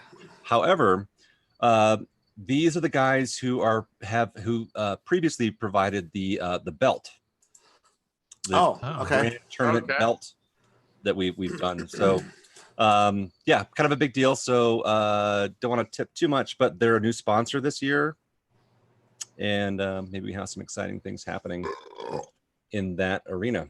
Slackmo, Andrew on Black Mo's Solder House. right? Solder House. Yep.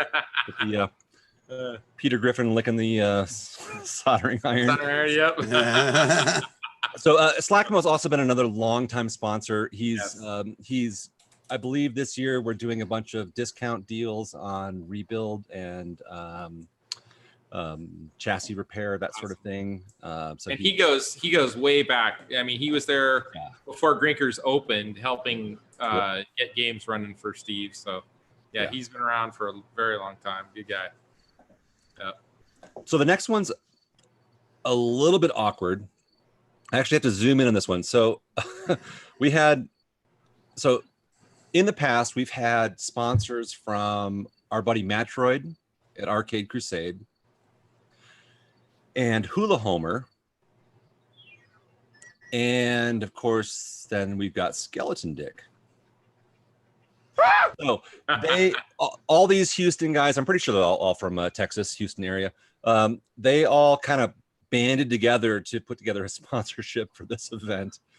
And I don't know what they're bringing. To my understanding, it's a bunch of arcade goodies. So it's going to be, I don't know if it's PCBs or stuff, but it's going to be arcade goodies. These guys have always been like longtime sponsors. Hey, Matroid's been there since at least The second year, I think. Yeah. Yeah. So, yeah, obviously, huge hats off to those guys, longtime sponsors. They're bringing a bunch of goodies. Obviously, the Arcade Hangout, we are sponsoring this event, talking about it right now, trying to promote it. Our next big sponsor is This Old Game, who, of course, have been sponsors since, was it Grinkers 1 or 2 that they became official sponsors? I'm not sure, but at least 2. They were official sponsors. They're doing sponsors since. Thank you, caller. So This Old Game, obviously, like a huge, like player in the arcade community as far as like game artwork, T-shirts. They've been a huge help to us. They're putting together our T-shirts this year, which may or may not be black. But yeah, like so they're helping us out a ton with prices on things, and longtime sponsor thisoldgame.com. Gak Built, Who's that? who's a Yeah. Who's that guy? new sponsor as of last year. I mean, he's been a Yeah. sponsor once or twice before, but yeah. So apparently there's this guy called The brand that only makes negative profit, but that's all right. Yeah. He gives away more than he's yeah. I'm blaming Carrie for the beginning of that one. with Oh, the for sure. Dagger control panels. So Oh yeah. I was like, I need to like kind of maybe make a name for this. I think maybe Andrew, you said that. I don't know. But yeah, that's So- the only so- thing I've like actually sold is the control panels, the Cloak and Dagger control panels. The rest has all been like development, having fun with it, and I'm happy to be a part of it. So Yeah, but like so, Chris, like you brought a bunch of amazing marquees we did for the Whack Off last year. yeah, the light which were boxes, for gorgeous the- light boxes. Yep. Yeah, that was amazing stuff. So, and you're or that, and probably another Cloak and Dagger control panel like last year. I got a if few you want a extras. control panel for Cloak and Dagger. Yeah. So yeah, I love doing that stuff. So for sure, Yeah. I'm part of this group. I long time fan. So First time caller. Since Grinkfest one, he's a little tongue tied right now. We need to go down him and hit his mind. I'm not only a host, but I'm a client too. Yeah, so what are you drinking tonight, Gak? I'm still or no, wait, I got a new one. This one was Altamont, and it's rich mahogany. It's like actually Beer. it's kind of a red style. It's darker Ooh. amber red. Looks like you know. wine almost. But does it drink like an amber or? Yeah, I'd say so. Yeah, right. A red or amber or a Rachel, or What's that like X-rated game behind you? That Pon Pokemo. Oh, yeah. Poco. Let me just finish. Yeah, we got stories. that's the Oh, prequel sorry. to Boonga Boonga. I'm Yeah. waiting for the stories on that one still. Okay, All right, okay. Yep. Sorry, All right, go so, ahead. Arcade, of course, which is our Clint, the magician sponsor. Clint handles all of our tournament needs across all of our main tournaments. Clint's an amazing dude. He's obviously a ref for Arcade. Coin Hop Workshop, who is doing holy fuck, I totally blanked on what Coin What Hop do they do? Workshop is doing. How horrible of me. I can't think of Coin Hop Workshop. Wait, no, that's great. No, that's great.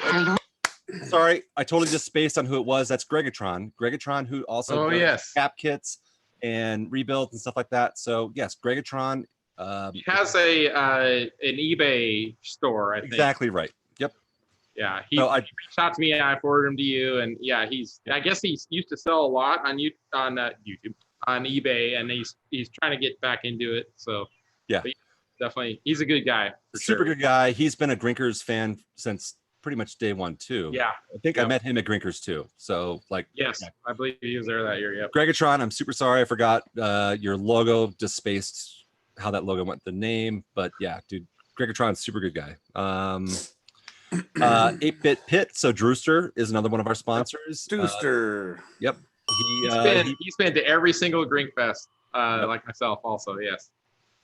Huge fan. Yeah, and obviously Drewster, awesome dude. Provided, I think he did a cash thing, which went towards our basically bank to make Grinkfest happen. Super big help. Arcade Radio. So our buddies over there at Arcade Radio are another sponsor. They're bringing prizes and things for the table at the end. So lots of stuff for people. Wait, what season are they at? 6? I think We'll they're. see. We're at 27. So I think I'm gonna say this: if none of you guys have seen it, you guys need to see their last. Yeah. Oh, the Nolan Bushnell. With Yeah. Nolan Bushnell. I haven't gotten all the way through it. I've gotten like. Who's that, Gak?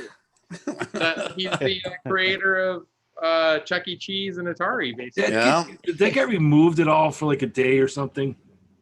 What's I was that? listening to it, then I went back to look for it. It was gone. Oh, no. I don't know. I don't know. I've heard, like, Nolan filed a copyright claim. After they record it, they pull it down and edit out any swear words and stuff, and then they repost it a couple days but later. super entertaining though. So They do. really shout out to you guys. I mean, that was it's a fun podcast. He was like having cocktails and smoking a cigar and just having a good time. So I would love to be able to hang out with Nolan Bushnell. And Yeah. But stories like that. he was smoking a pipe too at one point, wasn't he? Yeah, something like that. Yeah, I knew he was smoking something. But yeah. Depending on what state he's in. So Yeah. are all You know smoke are all three yourself guys gonna show retarded. up? I know. So I know Adam. Obviously, we know Time Runner, and then the other guy. Shoot, I can't remember his name right now. Armitage something or other. He's got a website and he sells arcade parts. Brian Armitage, Paradise Arcade. Brian, yes, Brian Armitage. Yes, is he gonna make it out to Greenfest? I wonder. I hope. I don't know. I could double check the registration. Actually, someone else here could probably double check the registration, so I'd have to like lose this window that I'm working on. But Anyways, I'm happy to do so. Oh, hey, Carrie, thank you. if you guys show up, I want to get shit faced with you guys. So let's go. Yeah. Do it. Arcade Radio. That's right.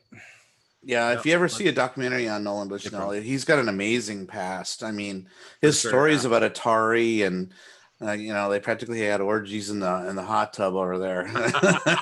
Lots of coke. I love how lots the of, stories lots have of gone from being, weed. like, they used to smoke weed and sometimes jump into a cup of warm water together to like now they're like having No. They said they had an actual jacuzzi and everybody would take their clothes off and jump in. Yeah, So, it's a little It'd teaser. just be like dick soup though. yeah, that's any pool you get in. So, a little teaser. Asshole soup. the cock cappuccino. The A teaser what cockachino. what they were talking about. Cockachino. Damn it! Let me talk. All right, sorry. let the poor man speak. Yeah. I just see that Go ahead, froth Gag. I'm at the sorry. top. So It's like Nolan the frothy- he told the story about how he I mean, it's fucking brutal what he did, but it's like the guys had it coming because they were copying their Atari shit. So he did he said it was, I think, on Quadrupong. The game wasn't that successful, honestly, but it was riding on the coattails of Pong. So he had like all these custom proprietary chips made or something, and he had them mislabeled on purpose. He had them like misprint what the chips were on purpose. And I so didn't hear about that. And so then all these copycats, who was it? There was two companies that were copying them, and so they totally screwed up all their circuit boards. Like they were not functioning. Their boards were not functioning, and it basically put one of them out of business. Oh shit! Like who did the computer space game? Who was that? Nutting was one of them. Yeah. Nutting is one of them, and I can't remember the other company, but one of them basically went out of business because of what he did there. But yeah, yeah. What a prank! Yeah. Nice. Yep. I mean, well, I like it. It's a Dirty genius. mind. All right. Nutting got blue balled.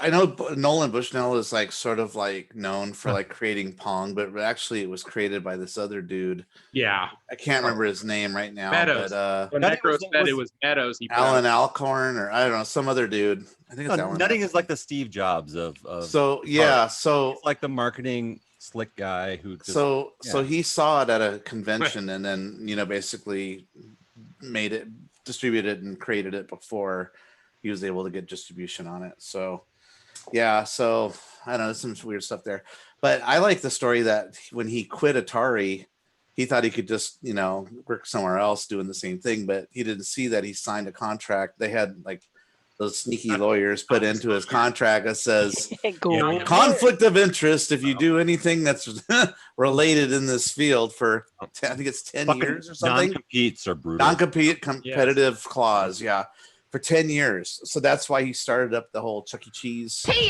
company, which he built up and then sold off and made a whole bunch of money. Yeah.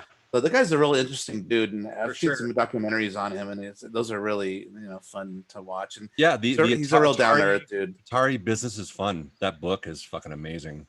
I mean, it's a huge, 600-page book, 800-page book. It's huge. 6 inches. I like to think that maybe it's white guys measure it, but I like to think that Nolan was listening back. They're at Arcade Radio's first season when they had a special guest, Gak Attack, and he's like, "Man, that guy, I need to be on that show with this guy." That's right, you were on that. I forgot. Special guest, Gak Attack. Right, Gak's That's like episode 9. Your interview begins in 1 hour. Podcast, all will have me. As far as I can tell, he is not on the list. Who He's is not under that handle? So. Barmitage? Yeah. Okay. Well, bummer. I'd like to fill a chat with that guy. Is there any more sponsors that we have to go through? We do have one more awkward sponsor, which I'm still talking good about privately, but yeah, more awkward perhaps than Arcade Radio, but Arcade Outsiders, which is the amazing arcade up in Canada, which opened very recently. And then may have just closed. But not closed due to business. Though. No, business was not the problem. Business was awesome. It was closed due to other we'll let him reasons. tell the story himself. Outside influences. Outside influences that might have been better. I don't know. So, but still a sponsor strong. So, yeah.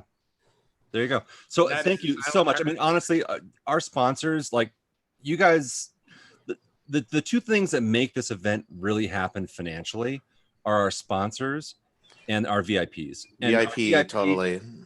Like you guys basically fund the event. The sponsors make the event hopefully worth coming to the people who go there and like get something as far as like the the prize tables and that sort of thing. All right. We have the best prize table ever. Dude, and more prizes than we can shake a stick at. I know. It's it makes amazing. for a So- long night, honestly, like calling out all the people, more prizes, right? Yeah, everyone's like, I don't want any more prizes. I want to get out of here. $100 gift certificate. I'm going back to the bar and get a beer. You guys are still calling prizes. Like, Yeah, our sponsors make that happen, though. And Yeah. you guys are amazing. The VIPs obviously amazing. And also, can we announce? Here, let me put it in chat, and you tell me if we can talk about this because that'd be kind of cool to talk about for people that might not be good this at your sex arcade change games. again? Put it in the chat. Let's see if we can talk about it. Please don't say poop boners. Oh God, free poop boners. Actually, it turns out. Can we talk about that? We don't even know what that really is at this point, so I'm a little bit hesitant to Where did you talk put that? about it. We might not do it.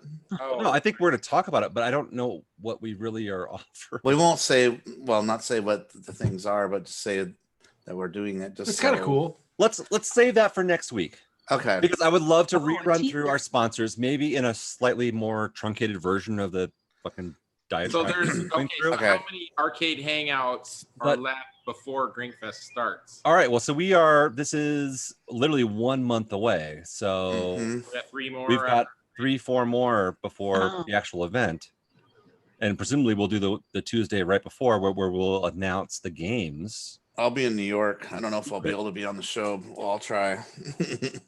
Brian says rusty Say. trombones for everyone. So if you want a rusty, Oh, goody. if That you're gross will looking be- for a rusty trombone, Brian has an Airbnb, and I'll give you the address Yes. in a few minutes. What's a rusty trombone? Meet him in the back alley. But Brian's offering, so maybe we need to get Brian on the sponsor list here. Can I pay extra to have that switched to a Dirty Sanchez, please? Or a Blumpkin. Blumpkin. Yeah. I'm more of an angry dragon kind of guy myself. I don't even know what that is. Oh, no. So someone UD Angie Dragon. Yes, go ahead and do that. Here, I'll do it. Something about a load in someone's mouth and you hit it in the back of the head and it goes out their nostrils. Oh, nice. Something There's a like that. visual. That's like a so the what's the donkey punch? That's the one to the back of the head, Okay. right? Where you're doing a girl from behind, you punch her or dude. I'm not Yeah, judging. whatever. I'm not joking. Punch them in the back of the head to make their sphincter tighten up when you're coming. Wow. That's donkey punch, right? The extra tight grip. Yeah, right. They're like, oh, Now we know. And knowing is half the battle. so Wow. donkey punch. But you're saying that's mixed with You shoot a load in their mouth. break it down. Like, hit 'em, I'm pulling that sound bite. and then you hit them on the back of the head and it like goes out their nostrils. Oh, That an sounds like you're angry gonna get dragon, you know, like bitten, the right? smoke. Like it keeps you from Right. not just like have. That's Yes. that's like a what's the I don't know. That's what I remember. It's been a few years, so yeah, like that boot. That's to the head. fucking terrible. I've never experienced this firsthand. I'm just saying. Conversation. You haven't, but your wife has. I knew it. I had a friend. Okay, here it's So where are we giving tickets out for this? All right. So now we're now the chat's down to taking shits on people's chests. Are we having a donkey show in the back? Anyway, once again, thank you so much to our sponsors and VIP people. We will continue to talk about you, especially this last month leading up to the grand event, which is Grinker's Grand Palace. Thank you so much. You guys are fucking amazing. Yeah. We could not do this without you. We could not. All of us here are pouring a ton of work into trying So to make many VIPs this year too. an amazing event. Yeah. I mean, but you VIPs and the sponsors, I mean, you guys make this shit happen. So, I mean, the rest of us could be designing shit, but it would be in a vacuum. Like we would not be able to do anything for it. So we'd post some pictures on Clove and be like, hey, this is the event. If you can imagine, this could be a t-shirt and a banner. But like without your money, we wouldn't build any of that stuff. And we put money in too. We don't just rewrite it because we're yeah. We need you. We, So we thank also, you so we also much. spend our money too. Money too. Yeah, So we're all putting. we all put money in. Yeah. Whatever, but like you guys are actually what really. Well, like, I just don't want to make it think we're free riding because they put money in. I'm retiring after this. If there's any question whatsoever, like nobody on this group or anyone makes $1 off this event. This is 100% free, pure. There was a time. No, actually, a lot of our conversations come down to how do we spend this last chunk of money on more prizes. Every penny that you guys give us is either going to go into this event or we'll give it to Grinkers as a thing for Steve or his staff or whatever. But like, no one here is making a penny. It's all volunteer work, all because we love. It's a loss. But again, like all of our volunteer work would mean nothing if it weren't for the people who are paying for badges and prizes and our sponsors to bring in shit. And you guys make this event. So thank you so much from the bottom of my heart. It's going to be amazing. It's going to be the Grinkers that we all know and love. Wasn't it cool to hear from Richie Knuckles that even people he's heard from right way from the East Coast, this is about how fun the event is. He's heard about it. I mean, I thought that was kind of cool that I've seen him. Yeah, he's even heard that. Oh yeah, I've heard from a lot of people about how great the event is, and I didn't know it was you guys that did that, and that kind of thing. And I mean, we break it down like every year. Like Grinkers is not like going to CAX. It's not like going to Fun Spot. This is like going over to your buddy Steve, Idaho Farmer's house and hanging out in his 310 game fucking amazing arcade full of rare titles, shit you won't find anywhere else, actually on the floor being played, and hanging out with him and drinking beer and eating sandwiches his wife made for a weekend. It's an event unlike anything else on the planet. And we look forward to it every year. It's a big deal for us. Of all the other events. Yep. This is our mecca. Our arcade mecca. Warning to you drinkers out there: start warming your livers right now. Break that shit in because we'll stretch it. Yep. Dollar beers. Yeah. So yeah, you guys your tolerances. But if you fail in your prep work, you can always go for the GAC award. And bring dollar bills too. We have pop-up tournaments like Warlord tournaments where if you bring dollar bills, you throw down $1 and play some Warlords against 3 other people, and whoever wins gets the money and keeps playing. I'm pretty sure Jimbo wants to get some Street Fighter going on. Jimbo is talking about some Street Fighter since Lethargy is not going to show up this year. Apparently, Jim doesn't do bet Street Fighter though. Do you? He's doing dollar Street Fighters. Do you do dollar Street Fighter sometimes? Yeah. Okay. It's no. Never You think Warlords goes fast? A match of Super Turbo, if Steve still has that board in his cabinet, a match of that game goes ridiculously fast.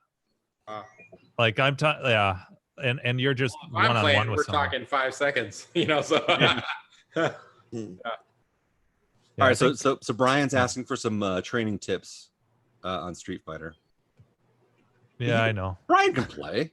He's just being goofy in the IRC. Anyway, just to wrap up the Grinkfest thing, just move on to the next topic. I just want to say again, thank you so much to our sponsors. You guys are amazing. Our VIPs, you guys are crazy amazing because you're just going there and giving us money to make this thing happen. We've hopefully got some really exciting things for you to make it worthwhile. And hopefully the event in and of itself is worthwhile. But again, it's heartfelt thank you for everyone. And I'm done.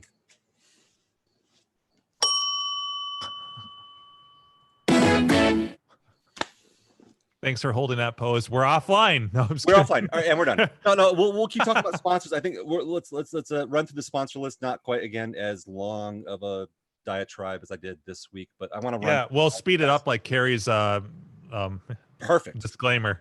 We never did a disclaimer this week, but yeah, that's all right. Yeah. All right, then. There it is. What else? Dave from Buffalo. You haven't said fuck all this week. Jack shit. What are you drinking tonight? Sold a fire escape or what's going on? I picked up a couple more from my old friend, the old guy who was very nice. Good friend. Yeah, he's the hoarder, and it was a little surprising. because I didn't know he had extra empty cabinets that he took from my stash. Wait, I thought he only pulled 2 games from you. But he did take a couple of He was- empty cabinets, which I did not know. Yes. Which it turned into like a 3-hour ordeal because I have a minivan, Oh, fuck. and then I'm like, well, I'll take the I mean, he was just giving me the cabinets, but I can only do one at a time, and it was a half an hour each way, or at least 25 minutes. So I'm like, well, I'll just leave him outside, and it was all good. You know, we were totally friends, and he wants me to buy his jukeboxes, but I really want one, but they're so big, and what am I going to do with it? You know, I would really like one. That Seaberg SCM, whatever it was. It's called the disco model. It's pretty cool looking if it's working. Does it have bubbles? No, it doesn't have bubbles, but it's made in '79. It's an awesome jukebox. Does it have like blue, pink, and purple kind of stripes that kind of go and curve? Wait here, I'll put it in the thing because and I did some research. Like I literally, I don't know if I talked this last week. I literally spoke to 3 really old gentlemen. I could tell on the phone because the one guy said he was just at the level that he could hear me. Otherwise he's better with email, but they backward engineered the boards, and my friend here has 5 of them, and I'm not jumping on it. So that's why I'm saying this now, because if somebody would like one, but I'm assuming they're all not working, but let's see. This one is pretty cool. It's the Sam Mary Charles 1. It's the SMC1 made in 1979. And it would be a perfect jukebox for anybody with an arcade. But when I talked to the one guy, he's like, that's what bankrupted Seaberg, because it had a computer in it. It was probably one of the first years maybe they put a computer in versus all electromechanical, and the computer program was really bad. So they never played it right. They never played the right songs. But there's this guy who's very old who is making the board. Someone else designed it, and they didn't want to produce it, and this guy's still making it. But I put it in that chat. I'll put it in the IRC as well. But and then I literally talked to I was on the phone for hours, and I'm like, all these guys really were nice gentlemen, and just talking about, because I was just asking questions like, oh, can you, why won't this? Oh, Jesus, I did it twice. Okay. But I like the look of it because the guy that got the fire escapes off has 9 jukeboxes, 5 of which are this disco model. And the only hope is if I was going to buy one, it's like, all right, these are all just dead on arrival because of this computer board. But the board's $300, if that's just it. And then there's another board, which one of the old guys says, well, if it may or may not be broken. If it's broken, I can repair it for, 50 to 100, depending how, whatever. So you're looking at 400 minimum, not to mention the mechanical part. But it's not all mechanical. I mean, I'm thinking these jukeboxes were all DOA because of the computer, and everyone said, take them back. Like, we don't want them. But he's got 5 of them, and they look pretty damn cool. Like, if you had a big penis. Yes. Yeah, it's hard to match the sound that comes off of those real true jukeboxes, again. Yeah, and they're just built to take it. I mean, yeah, it's heavy duty. Yeah. But they're just like, I'm looking at how big these things are. Then I'm like asking cousin Brian would you want, and then another guy from work, oh, maybe. And I'm like, I don't want to deal with this. It's like, I could probably get it from nothing, but half the battle is the move, because he's got so much crap in this barn, or not a barn, it's like a garage, where it's just like, this is huge. Have any of you other guys ever thought about jukeboxes? I mean, we never talk about jukeboxes at all.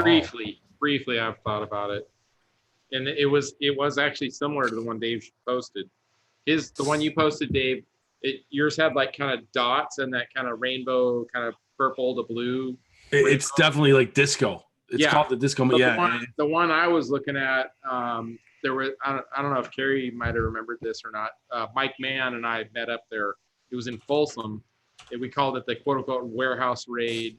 And it was actually from Idaho. The guy's like dad passed away or something, was an operator in Idaho. And he had probably 200 machines. And he put them into this kind of warehouse space in Folsom. And he probably had like 15 jukeboxes. They were super clean. But the ones that I really liked, but I'm like, I can't squeeze it in, you know? Yeah. They They're were wide. bright. They, instead of being like dots like the one you posted, they were the same color, but more like solid stripes that kind of went around, that kind of went from purple to blue. But yeah, I mean, they're really cool, but man, just, you got to dedicate some space. You know, you're losing a spot Unless, for 3 games. yeah, unless you go with something newer, like the wall mount, like touch tune style. Yeah. But then, like, I've thought about that too. Like, if I'm gonna get, like, I've been torn. Granted, it doesn't do me any good in an apartment right now, but because like when people come over, I just play off my computer. But I've been torn. Like, well, if I'm gonna go like an old school jukebox, I want it to be like old school and play oldies, like, because I have a soft spot for like you know, 50s, 60s, 70s oldies. And then at the same time I'm like, well, it's real easy. There's all kinds of open source software out there. I've looked into, you know, building a wall mount one, very much like the Merit TouchTune style stuff, because the funny thing is that those come up fairly often, the TouchTunes, you know, like the Mega Touch style, the wall mount jukeboxes. The problem with, they're really cool, but the problem with that is that if you want to use them, you have to subscribe to their service, and that shit's expensive. Wow. So like bars, when they have those, they're paying a monthly fee to subscribe to be able to update and play those songs and stuff. So the small wall mount things, do they actually have speakers in them too, or is it they actually wire into what, like if it's a bar, they have a sound system that wires into, and they have like a remote and stuff for that. And the funny thing is that like my Mega Touch has an app on there that is made to connect to, if you're in that environment, you can use the Mega Touch to connect to the TouchTunes, because they talk to each other. So you can play music and stuff off there, but you have to have that wall mount, and then you have to subscribe. And that's why I think a lot of people started like, well, hey, you know, flat panel monitors aren't that expensive, and and so they started designing. There's open source jukebox software out there, so you could build your. I've looked into it, and that may be something I do someday, but because that's fun, you know, when people are over and, you know, they want to select, hey, I want to play this song or that song. So it happens sometimes, like I'll have my party mix up on my computer and people will walk up and they'll click on a song, but, you know, it'd be nice to have that touch screen and all that jazz. Yeah, for sure. Anyways, spam. All right, spam. Gak, talk to us about your game behind you. Oh, your pickup. It's time. Your And your punga near punga. pickup. Yeah, All you right, got to pick up on in a non-pickup. Poco. Yes. Let me talk about the non-pickup, and then Nice. and then feel free to chat, and then I'll set up the camera to do the actual pickup. So the non-pickup, this I think it was Friday, right after I got off work last Friday. I'm always checking every few hours all the deal site, you know, Facebook Marketplace. Really? I thought it was just like a monthly thing for you. Yes, totally, right? Not like every 5 minutes. I honestly, probably 6 times a day. So that's so we got. That's how you get the deals, though. So there's Facebook Marketplace, there's Craigslist, there's OfferUp, and then Let Go. Let Go has not been very successful for me. But I hate that because they don't show the prices on it.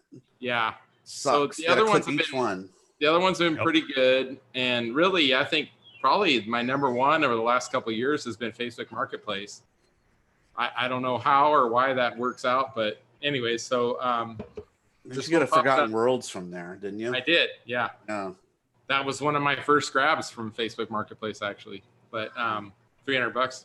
Oh shit. Yeah, that's not bad. No, it's not too shabby. Not too shabby. Wish I would have kept it, but you know, the selling price is all right. And it's at Grinkers now, so Yeah. Sorry, Steve, you know how much I bought it for now. I don't think that wasn't on the floor when we were there last year. I don't think, was it? It wasn't, probably huh? not.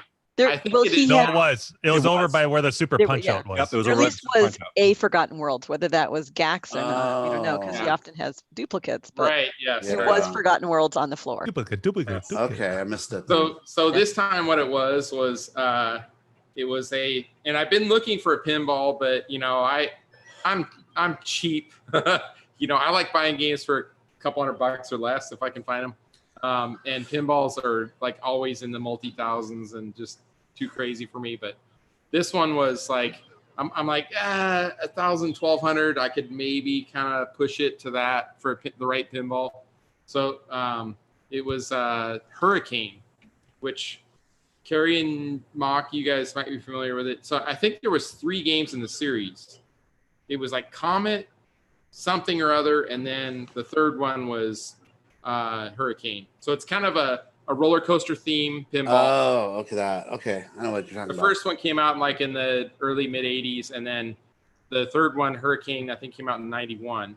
So it has a DMD display, it has a multi-ball feature, but it's kind of sort of clown slash theme, you know, kind of I can't think of the name.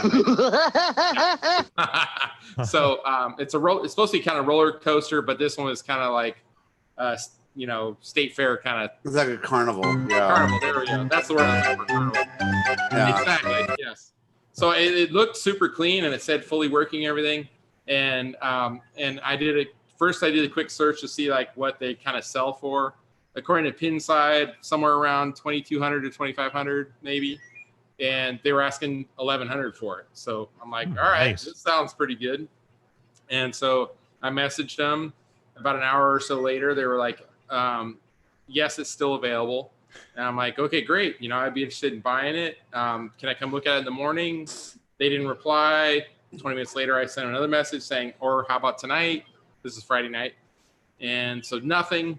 The next morning, actually, maybe it was later that night. They were like, "Oh, come by at 8 a.m." So it basically was. That's early.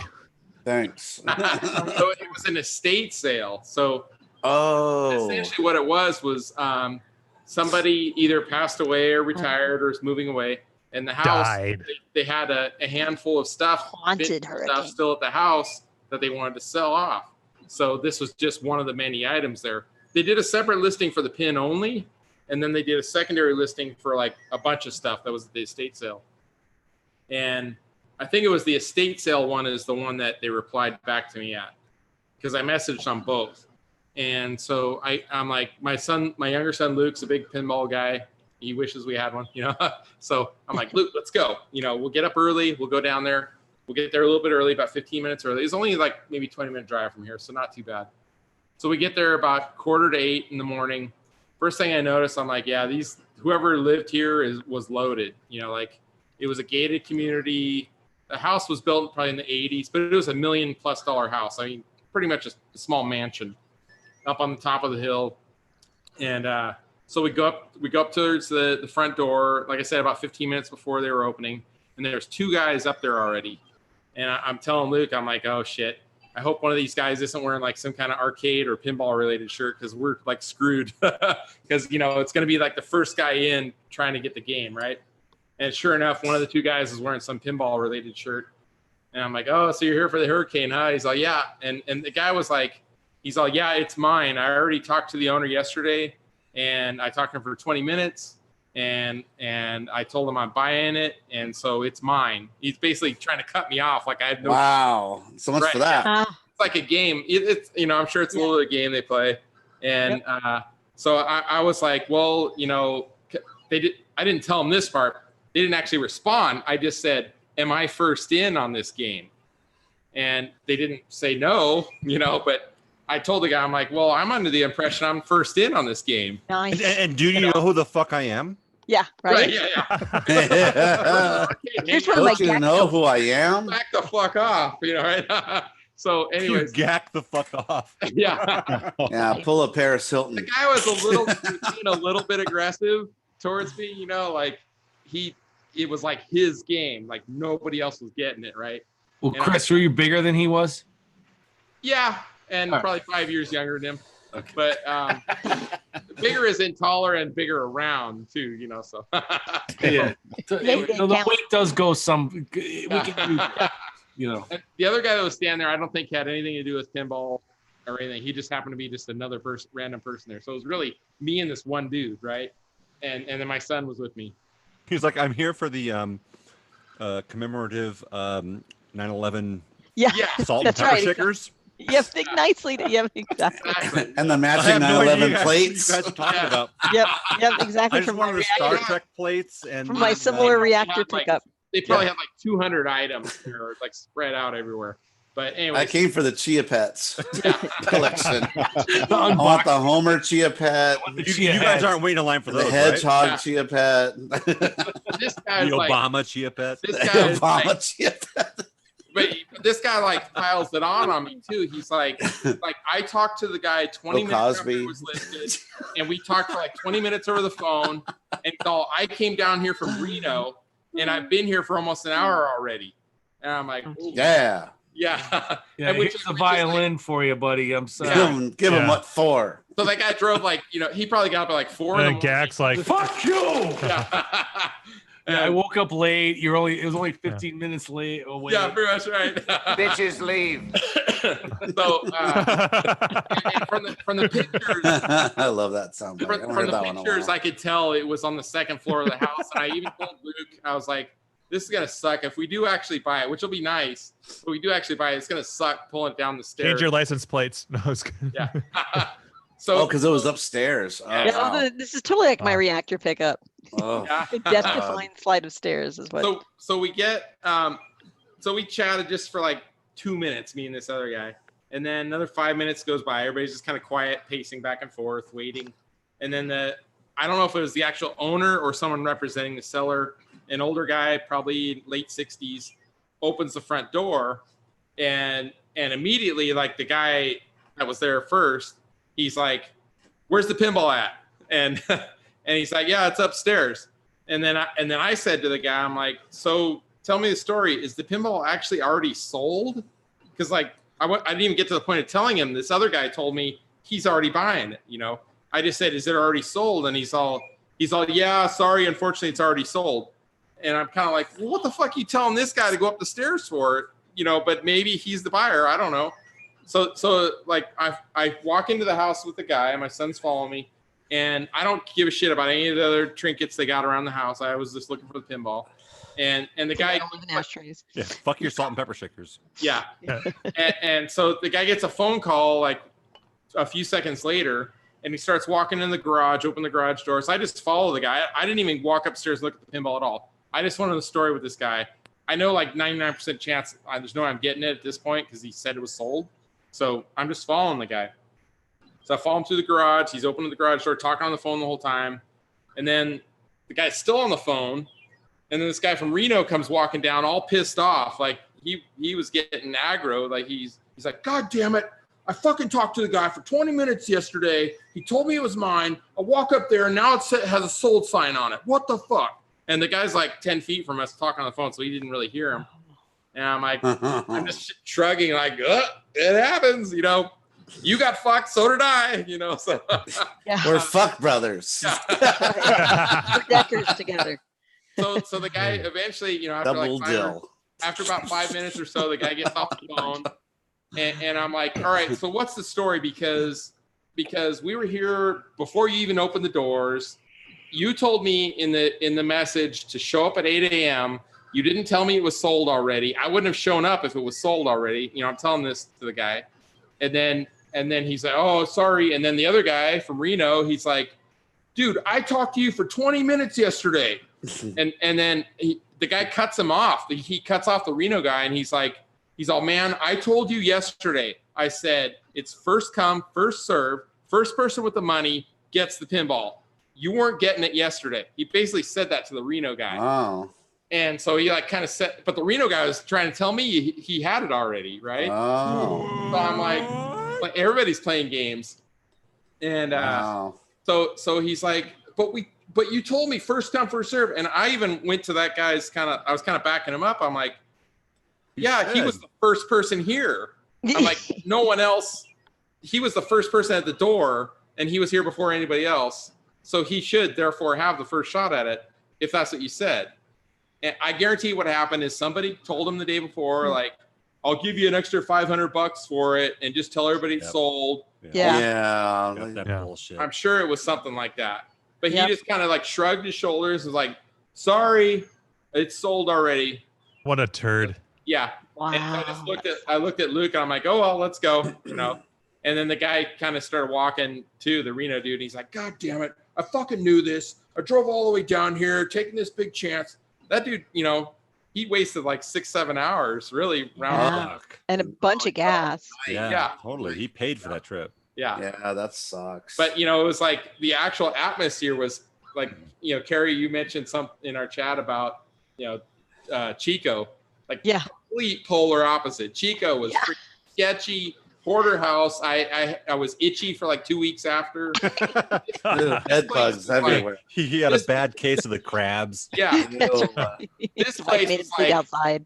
This place, I feel like they had a cleaning shave service. everything to get rid of them. Exactly. Near everywhere. So, Gak, Crush Arcade wants to know, hope you left him a upper decker. Oh, right. Yeah. Please.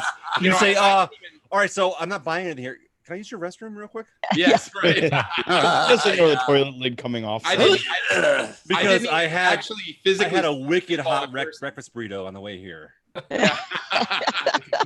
Don't worry about that, Some bro. chorizo and hot sauce. That's right. Carne asada growler. That's right. Oh no! I see. Oh no! I have a ring of fire. And then we I say we stop him. Yeah. Then we tattoo him.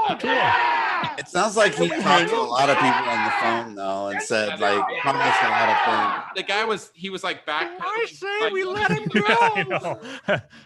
The older guy was like, let me see the message. I pulled it up on my phone. I'm like, look, you told me. And he's like, oh, that wasn't me. That was whatever. The one-armed man. Yeah. Some other person's name, One-armed bandit. daughter or wife or somebody. What it was, they had two different listings. One was the pin only, and one was for the estate sale. So the estate sale person is the one that responded to me, and they didn't communicate with him, obviously. So God, I hate that shit. This reminds me of like my Tron pin where I took a day off of work, you know, and you lose that pay. he drove up a ways too, I gave right? him extra money too. I gave him money to make sure he's holding it. I told him to remove the ad and he didn't. So that was my first warning flag. But I remember going to bed and my phone goes ding. I get a message. Oh, I sold it. Yeah. Like, dude, I already asked for the day off and I got my car already. I'm leaving tomorrow. Fuck you, you know, asshole. Just cost me money. Yeah, you cost me a day of vacation that I could have had. Now, I still maybe could have had a shot at it, you know, in hindsight. Like when I first messaged him, I should have just said, I have money, I have the cash, I'll be there, you know, as soon as you give me the address, I'll be there within a half hour and pick it up. Yep. If I would have done something like that, maybe I could have got it, but Well, then you're talking a blind sale. exactly, yes. Yeah, and I'll say like with my reactor, I PayPal the deposit. Yeah. When I became apparent that there was all the bullshit going on with, and what the woman told me is that she likes to have a backup to the backup. So, you know, so basically she was telling, you know, sold it to like 3 people. Yeah.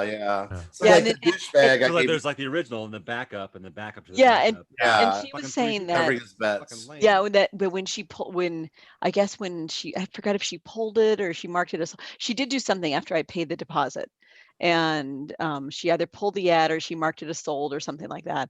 And she, when I saw her there, she was saying that people were pissed and she got angry. She was surprised that she got a whole bunch of angry emails and things. And I'm thinking, yeah, because you were playing it shady. Yeah. Like that's, you know, they're covering their bets. Yeah. Yeah. Yep, exactly. Which I understand. Like, you know, she had the Salvation Army coming like later that afternoon or something like that. Like whatever didn't sell during the state sale, somebody, somebody's Goes gonna clean there, out.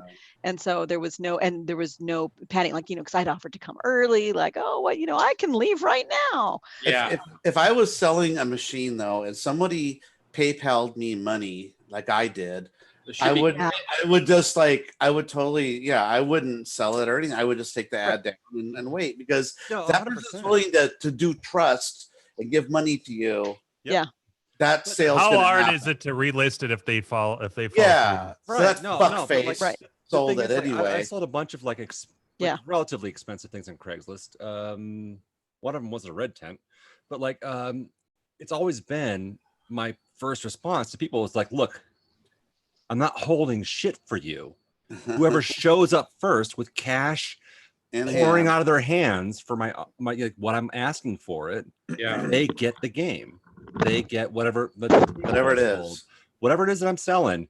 The first person, because I deal with so many flakes on Craigslist and offer up, and they're terrible people who just never bother to show up. They set the time, they're texting back and forth. Oh, I don't know if I can make it. Well, fuck you. Yeah. So the deal has always been, and I tell people straight up front, you show up first with the cash. First come, first serve. Yeah. Yeah.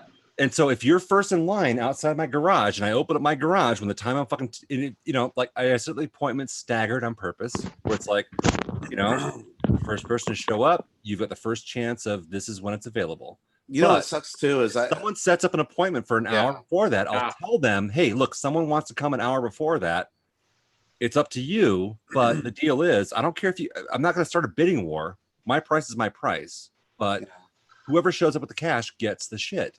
So I even said around with your not showing up. I said I even show up that Thursday night, and just show up at night, and that instead of coming the next morning. See, and he goes, no, just come Friday, it'll be fine. Yeah, see, that's bullshit. He fucking sells it anyway, that douchebag. Yeah, that's that's bullshit. And then he goes, sorry, I'll give you your money back, and he PayPal's me back my money. Yeah.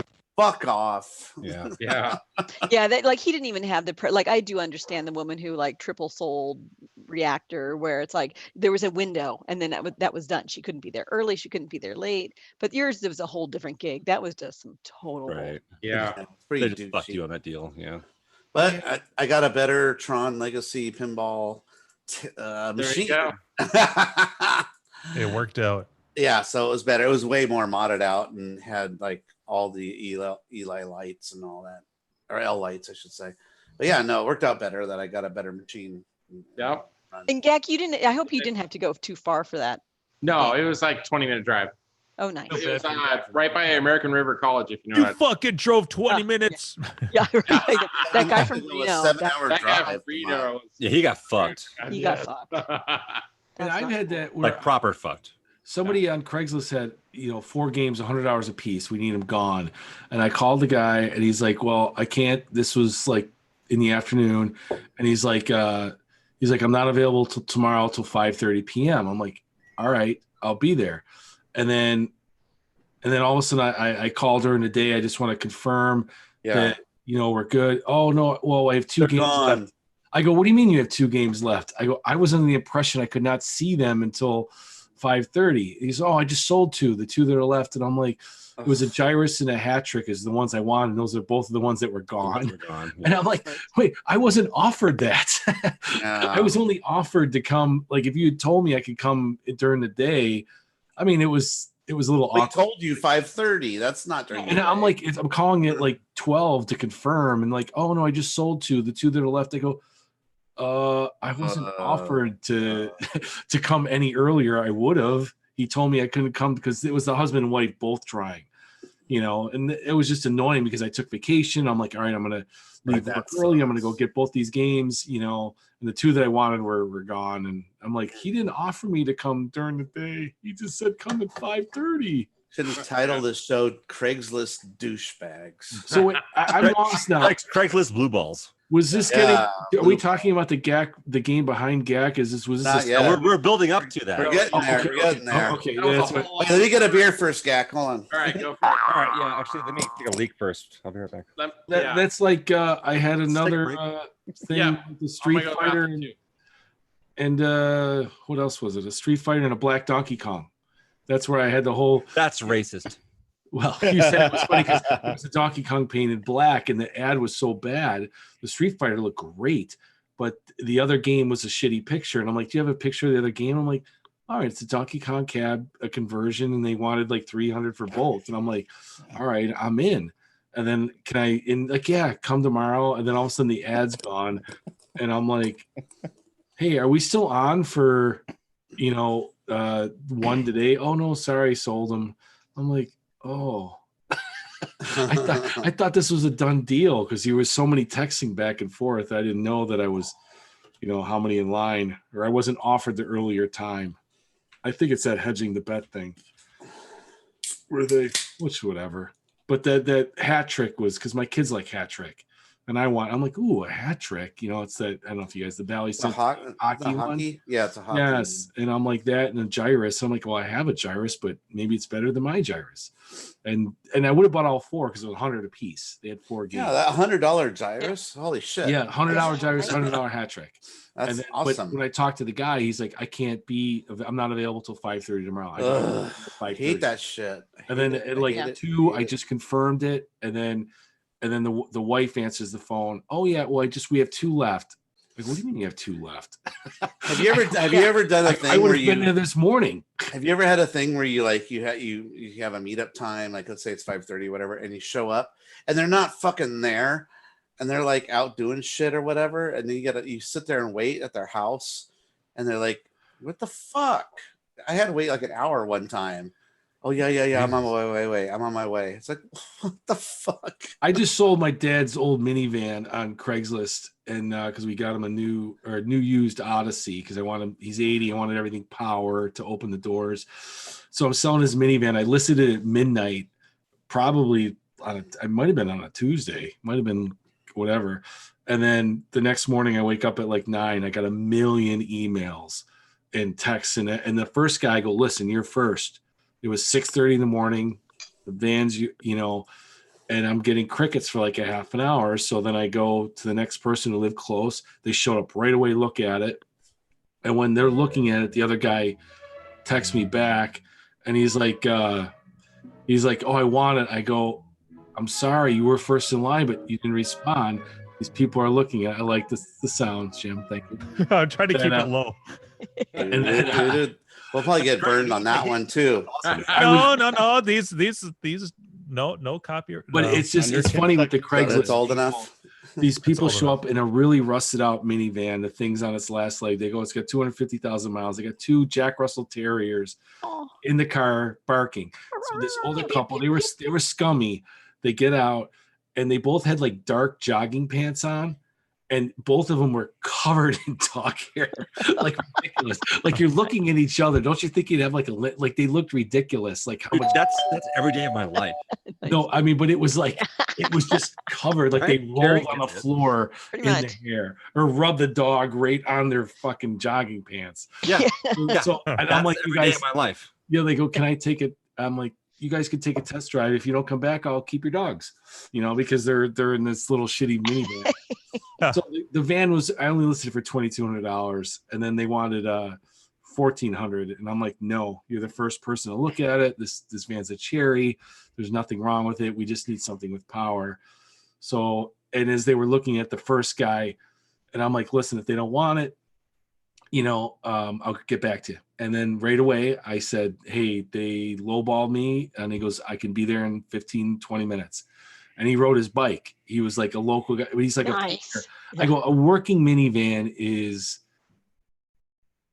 tits, because guys who have a business, it's running. The guy didn't even drive it. He just started it. And he goes, "Why didn't they take it?" I go, "They lowballed me." He goes, "Well, you flexible on the price at all?" I go, "Well, I'll go 2,000 today." He goes, "That's great." And I'm like, beautiful. Guy was super solid.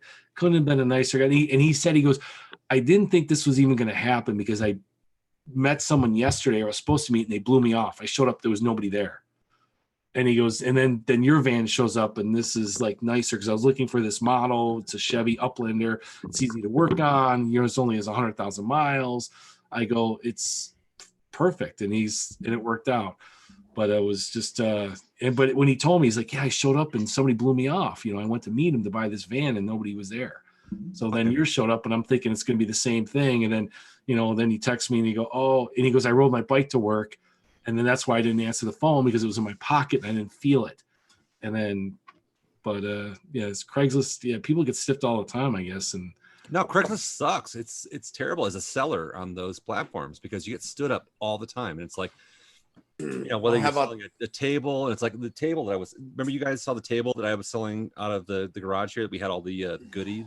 Yeah. Food and stuff like that. Mm-hmm. I've been, so I've been trying to sell that for a while, and it's like the thing was gorgeous, and it's like I'd get people who are like, "Oh yeah, totally, I love your table. I want to come over and see it," and they'd like set up an appointment, and they never fucking show up. And they don't show up, yeah. And it's so frustrating that it's like, fuck it, like the first person that shows up with cash gets it. That's where I've adopted my thing. Where it's like, dick.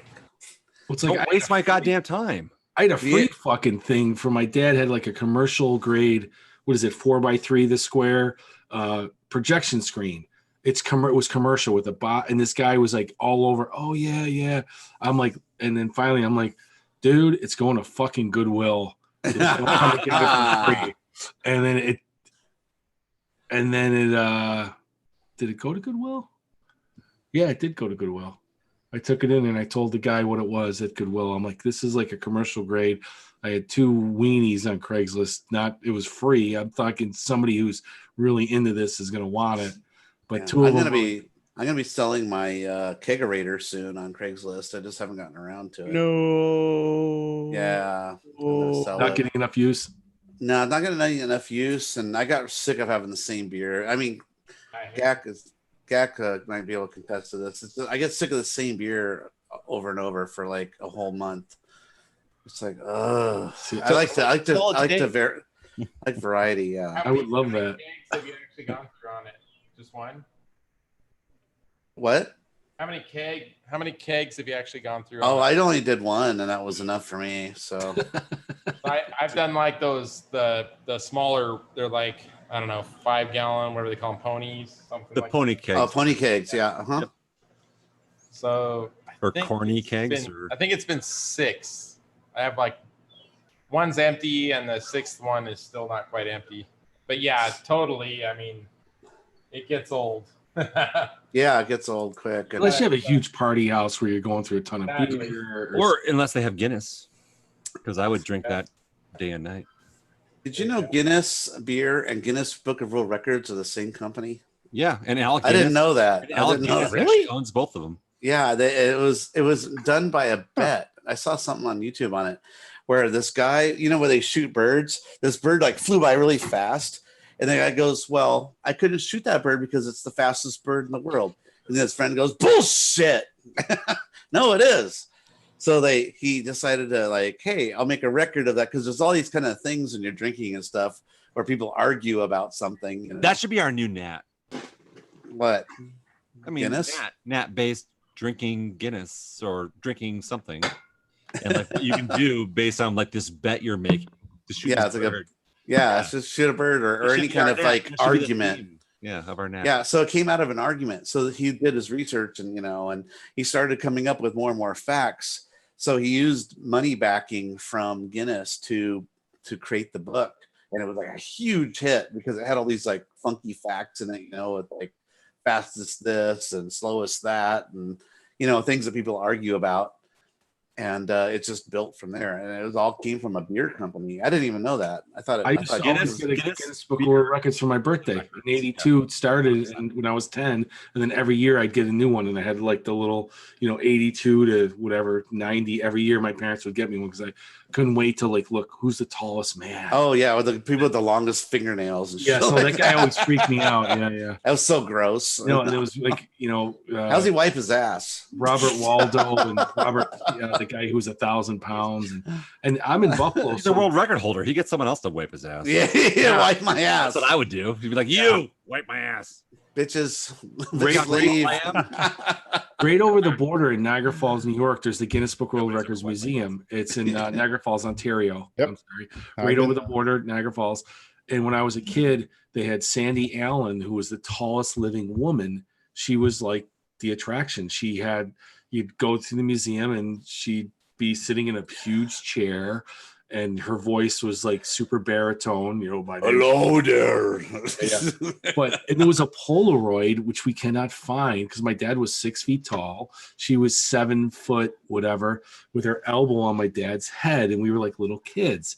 And that Polaroid, I don't know, maybe I'll find it eventually sometime when I have to, years from now, when my parents die, maybe it's tucked somewhere.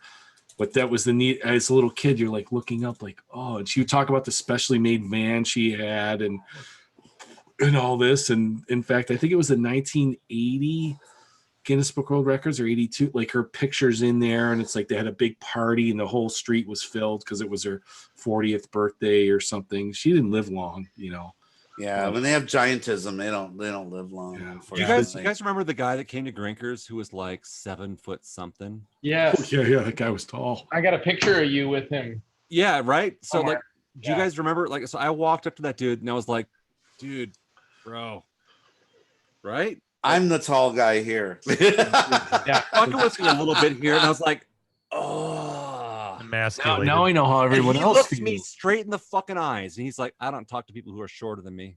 I'm like, Oh, okay.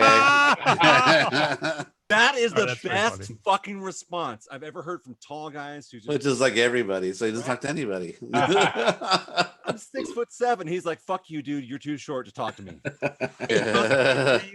Yeah. This tall. He's the one staring at your wiener in the restroom. Yeah.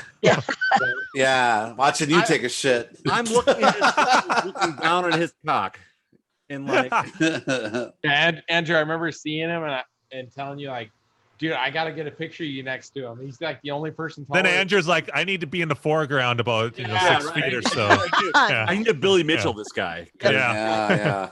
I'm the tall I guy. want to say the guy like That's all. was like, Can you please crouch? No, but like, it was one of the- all right. So like, usually when I bump into guys who are like taller than me, there's like a certain like, oh, you're cute. Right. So I remember when I was probably get a lot of attention, don't you? Well, there was that like yeah. So it's like I remember I used to work in Embassy Suites back in Colorado Springs. This is back in the early 90s, like 90. You're 20 years old. 92, 93. And I was a room service guy, and the Denver Nuggets came to the hotel. And those guys are like, Yeah, they're football. They're fucking basketball. Yeah. right. And like, I remember the first time they called down for a room service order, I was like the guy with the trays, like going up, like serving their room service. I don't know why the Denver Nuggets were staying in the goddamn Embassy Suites. Not a great hotel. It's Yeah. like a Do three. you have dead hooker cleanup service? It's like a 3-star, maybe trying to be 4-star kind of hotel, but it's not like fine dining and shit like that. But like, all right, I'm running up room service to these guys. So, and I walked in the room and I remember like looking up at these guys and they're like, oh, look at you. You're kind of tall. And I'm like, I thought I was. Hello. You guys have suddenly made me feel really inadequate. yeah, but They're were all like- any of them actually in Aspen Extreme though? So No, they might have been. Yeah, I don't know. I don't remember, but like, so I was like their room service pet. They would call down and ask, send up the tall guy. No, really? So I would get the regular runs up to these. So I became like the little pet. But like the funny thing was like, just like this, like 2 nights in a row that I ran room service for these guys, they thought I was really cute. But that was the first time in my Wow. life where I was like, I feel fucking short because every single fucking person I see is like 6 to 8 to 12 inches taller than me. No. And it's like all those jokes that I've heard my whole fucking life about like, you should play basketball. Turns out, no. no. I'm short as fuck for a basketball player. Not really, but you have to be really athletic. At 6'7", I'd have to work really hard, and I should not have smoked, which I did since forever. So like that doesn't work. You stunted your growth. I stunted my growth. I might be able to push 7 feet if I had not smoked since like 14. But What were they doing in the room? Were they like partying with chicks and Pillow shit? pillow Or what? fights. no, I wish Pillow fights. Just Nobody the brings dudes. chicks back to Just them. all the dudes. Just a pillow I fight. totally wish there were stories about like hookers running naked down the halls, like you had Like it pile vial of Coke on the table. Yep, no, there was none of that. The cack stories of the Pepsis. hookers who were getting punched in the fucking back of the neck and being like, "You're a donkey punch, bitch. I'm punching you because I'm coming." There was none of that stuff. They might have just said send up the tall guy because we don't freak him out as much as we freak. Right? It could have been. Yeah, Like, yeah. they're not going to be like, oh, like this guy's just like, oh, you bitch, you're taller than me. Right, I was right. like, they're not a side so attraction. Like, Yeah, no, it's true. They may have been like, all right, set up the bro because like he's cool, like he's easy, he's in our crowd. But then again, it could have been the thing too, where it's like, send up the 5'2" chick because I'm a rancor monster. I'm gonna fucking bite that bitch off of the neck. Right? All right. So I'm glad Clever girl. I'm glad Gak laughed at the fucking Star Wars joke, but like, no. So yeah, it was like 2 days where like I was a little pet, but that was like totally put me in my place. But then I went to Grinkers, and this dude who's like, I don't talk to people who are shorter than me. And I'm like, dude, bitch, your wife is like 5 foot nothing. Yes. be a black dude? I can't remember. I remember. No, he was a white guy. Yeah. A rancor is the monster that eats that pig thing like a burrito, right? Bites it off like a burrito. Yeah. I thought it was a Jurassic Park reference for a second. I said, no, it's Star Wars. clever girl. Yeah, yeah. So I was off. Hold on to your butts. It was a Star Trek or Star Wars. I need that Star song. Wars, like, yeah. Hold on to your butts. Play that like I just every like the 5 clever seconds. girl. Anyway, yeah. Sound Yeah. I love that dude. He'll never come back. Mock, here. get those for me. All right. I'm too lazy to do it right now. Me too. Are we going to talk about Gex? Yes. I've been waiting to set this. I've been just like buying time to set up this story for Yeah, Gex no, because- Ready for a while. It's set up good enough. So All right, do it. if it you can't see the marquee now, but it is what it is. So I'll try to get a light here on the turning my head. So yeah, you can see kind of the rule set of the games here. But yeah, so it's called Pon Poco. And I've never heard of the game before. Me neither. You guys? Yeah. So all right, little backstory. So Saturday I missed out on the pinball, right? And then Saturday early afternoon, I want to say, checking Craigslist again, and this one popped up, and I knew right away. I could see the cabinet, and you know, I shared it in our Put chat. your glasses on. It's out of focus. Yeah, I tried to mess with it. I don't know how to. No, I'm just kidding because your hell? camera wasn't It's better, focusing on it the is monitor. I know. May get better. I can't or quite worse. get it to focus very well. All right, but- let me present you because like we can do that, right? All right. So you could tell it was the thief cabinet. Is that where this is going? Yes, that's where I'm going. So you can kind of see right next to it. You can see the bezel art of Thief. So this kit I actually bought from another Grinkfest local, Torin. who- Love Torin. Yes, You know, Torin. Torin's the bomb. Torin's the So best. Love Torin. he sold just the kit. It was like basically everything except for the cabinet and the monitor. You know, a populated control panel, all the artwork, circuit boards, harness, everything. That's a And- great looking control panel and bezel too, dude. That's Yeah. So he was selling that kit, and you know, I love the game, playing it at Grinkfest 1 or 2 or whichever one, and you know, Man Oh Man actually knew that I loved it, and Mike sent me a link. He's like, dude, Torin's selling this, you got to get it. I'm like, ah, shit, all right, okay. So I reached out to him, bought it. This is like a few years ago. I can't remember now, 3-4 years ago. But I didn't have a cabinet or anything. I was like, well, maybe I'll find a cabinet.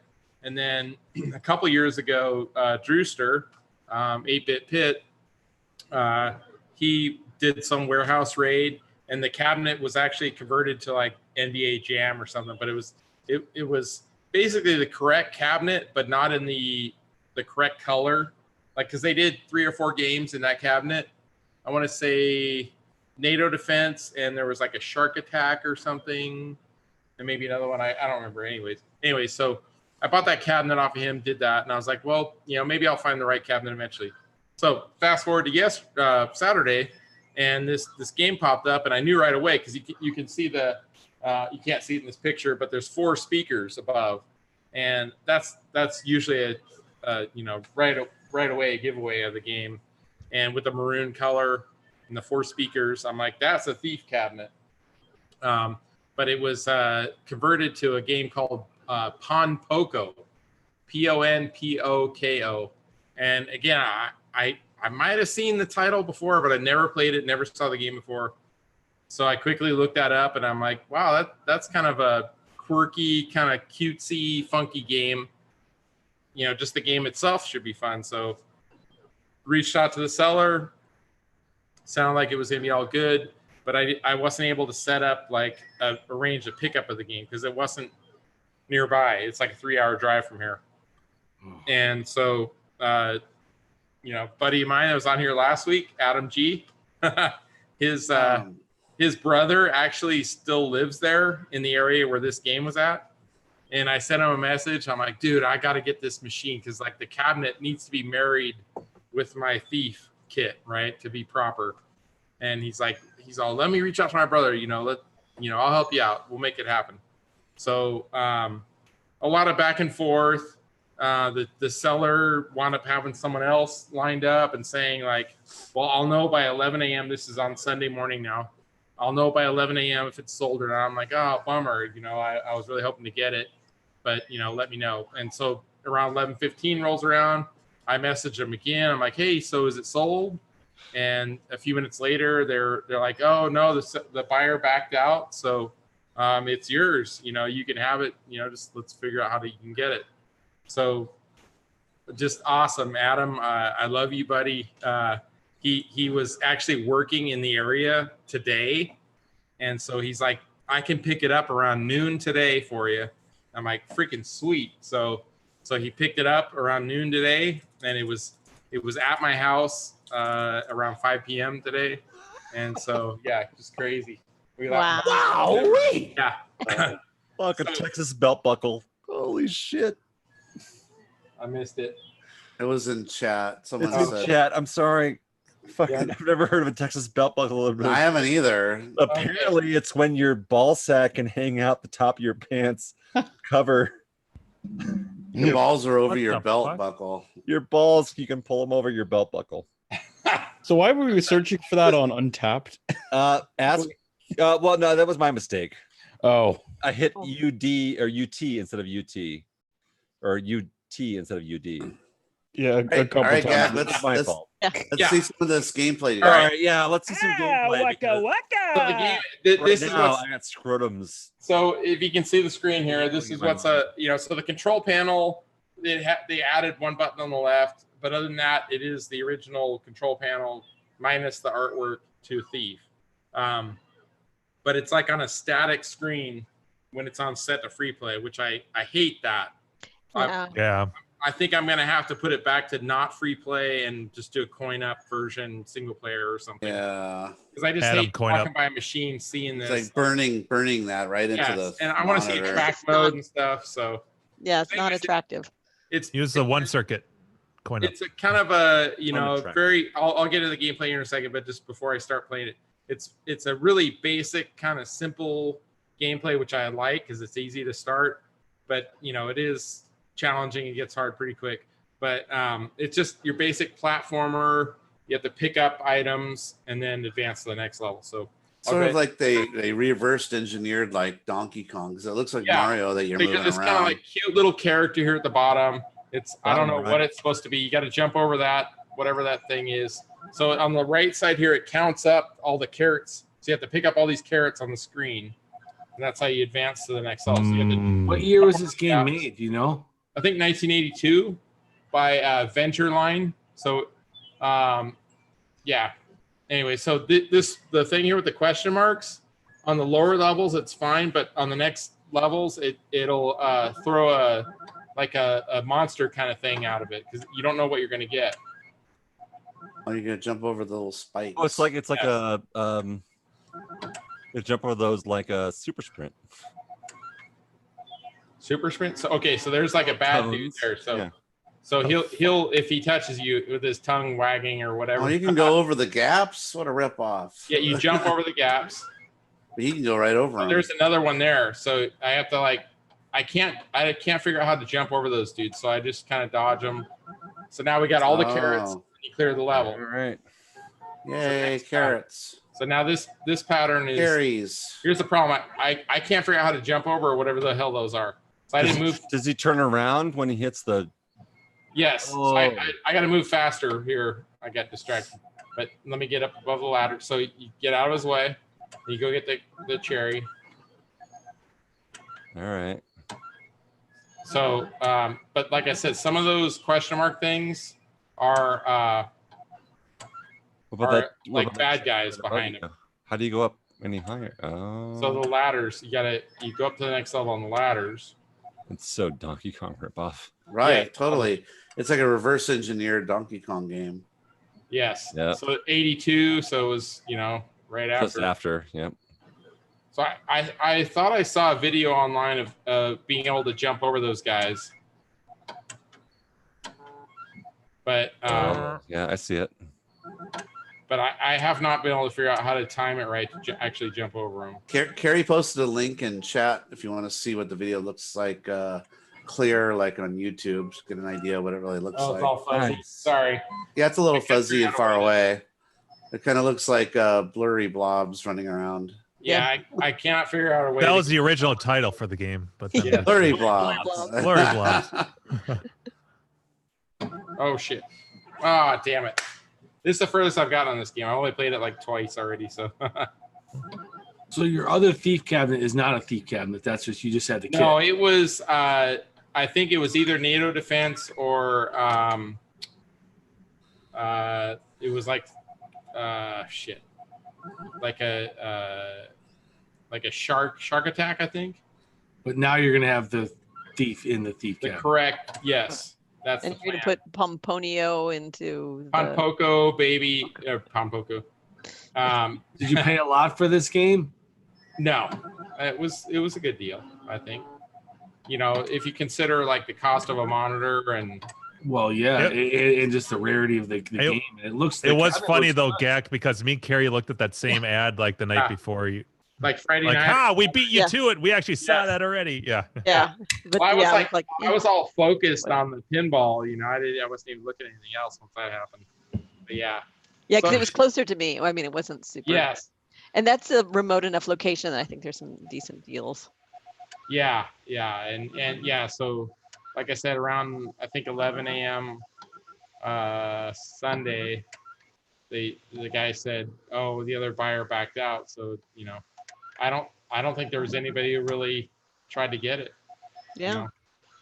It's a cool Well, game. yeah, I could- Yeah, it's kind of quirky and cute. I love the quirky Almost ones simple, though. That's yeah. fucking awesome. And so whenever I get kind of stuff like this, games like this or weird stuff, I not every, let's say a couple times a month, I'll chat with Kumo Craig, and so I sent him a message earlier after I actually physically had the game, and I was assuming he fully knew about the game because it's weird, oddball, he'll know about it. And So I posted the link to a video in our Slack. Oh, died already. Yep. if someone could actually do this at some point, maybe after Gak's done playing, someone could do the link I got in Slack. Yeah, that's I Finish the game. Yes. So Kumo Craig, of course, he's played the game a bunch, and he technically has the world record on MAME, I guess, on this Of game. course. Yes. So any quirky, weird game, Kumo Craig probably has his name on it. So he was like, "Dude, you have to keep that game." Of course, I'm not going to throw it away or anything. Yeah. So, I Cats can next hear year. him saying that. yeah. I was trying to get Craig to join the show to talk about this at Yeah. the same time, but he was like, "No, I'm sorry, I'm still out and doing stuff." Yeah. He had something going So on. he couldn't join tonight. But Happy music. Oh shit. See, I don't know. Supposedly you can jump over those guys, but I don't know how. You have to start running right away.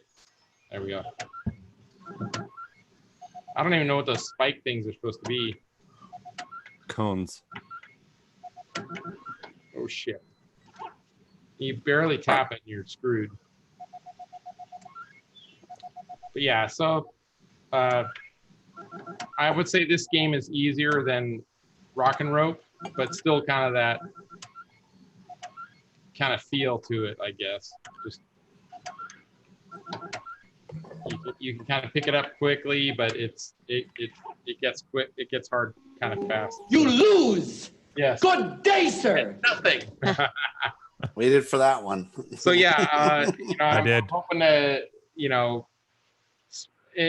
I take forever to work on projects, but the plan eventually is to swap cabinets with Thief, and then I'm sure I'll still have it come next year at CAX. So people will be able to play this. I've never seen one or played one in person, so No, I haven't either. I like the idea of being able to share that with people that have never had exposure to it. So Sweet. yeah. No, it's like Hero. It's like another one of those Yes, that there's style thing where it's like you just got to know the patterns and memorize everything. Yeah, I'm sure. And I love it. Like that. That's fucking. Yeah, brilliant. just these quirky, weird games. Yeah.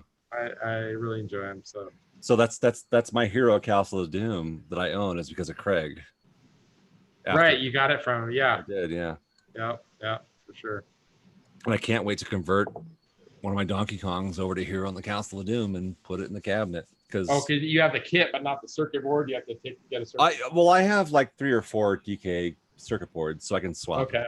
So I just gotta like go through the process of doing it, but like I want to put that into my multi Donkey Kong because I've got another slot available. Right. So I'd love to put Hero in there because I don't know why, but like I find that game really entrancing. It's hard as fuck. It's just memorization. You gotta go through the same thing over and over again. It's just like the game you were playing just now, where it's like if you were doing Look at that hand. I know. Look at the calluses on that hand. Old wrinkly man hand. Yeah. Tells a lot about his lifestyle. No. But it's pure memorization about the patterns of how you have to run each board, and that's Heroes to a T.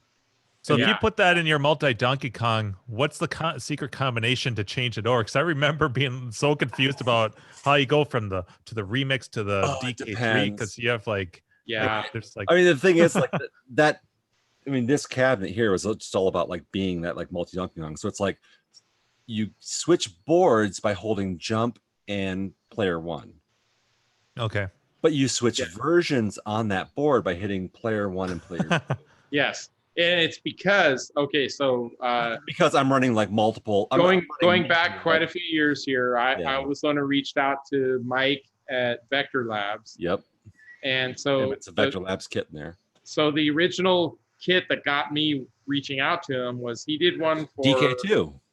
Well, no. So he did a multi-kit that was for Atari Vector games. It was like Black Widow, Gravatar, and I don't know, Space Duel maybe. And he had basically an edge connector that spanned all 3 boards. And then you could switch between the 3 in the Vector game. And I'm like, that's what we need for Donkey Kong, like make an edge connector like that you can plug in the 3 boards. And I'm like, this would be awesome if you could do this, because you could swap them out in a normal cabinet, so it shouldn't be that crazy to think of. And right. He basically was like, all right, well, I'll totally do it if there's enough interest. I'll start an interest thread and see if enough people want to do it. So I don't remember 2000. Oh, that's right. I think that's where you and I, Gak, first met on Clav. Probably, yeah. Was before Grinkers, before anything else. Like you and I met on that thread because I remember seeing your multi Donkey Kong set up with your boards that you built. Yes. So and there had been where you and I. This is our. Oh my God! This is the. There we go. Yes.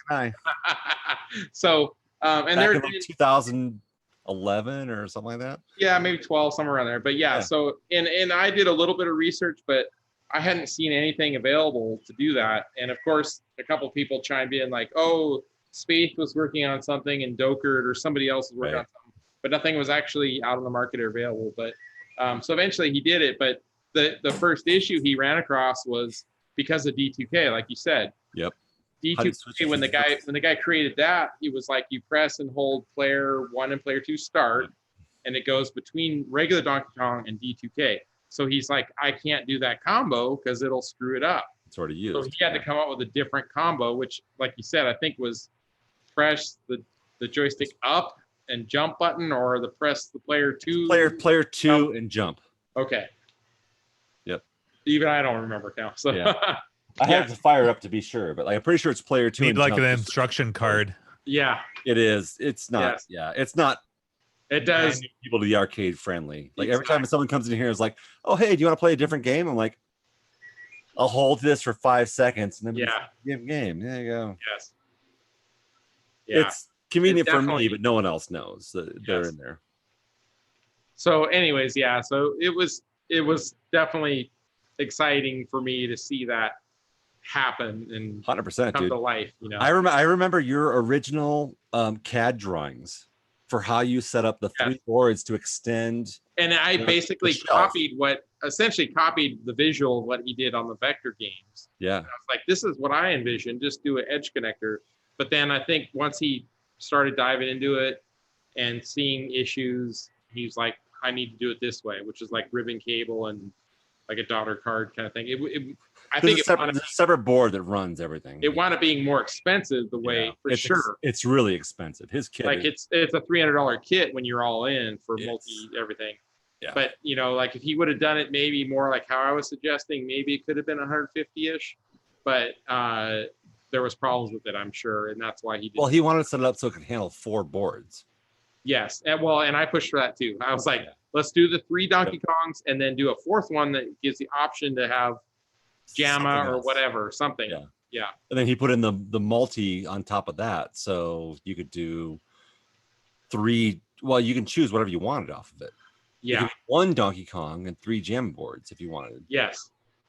So yeah, he built it right for the most flexibility, but like the least cost effective. Yes, absolutely. It's very expensive It setup. is very expensive. But of course, I wanted to support that because I was pushing for it. So I think I bought two of them, and then he wound up spinning off and doing versus ones too.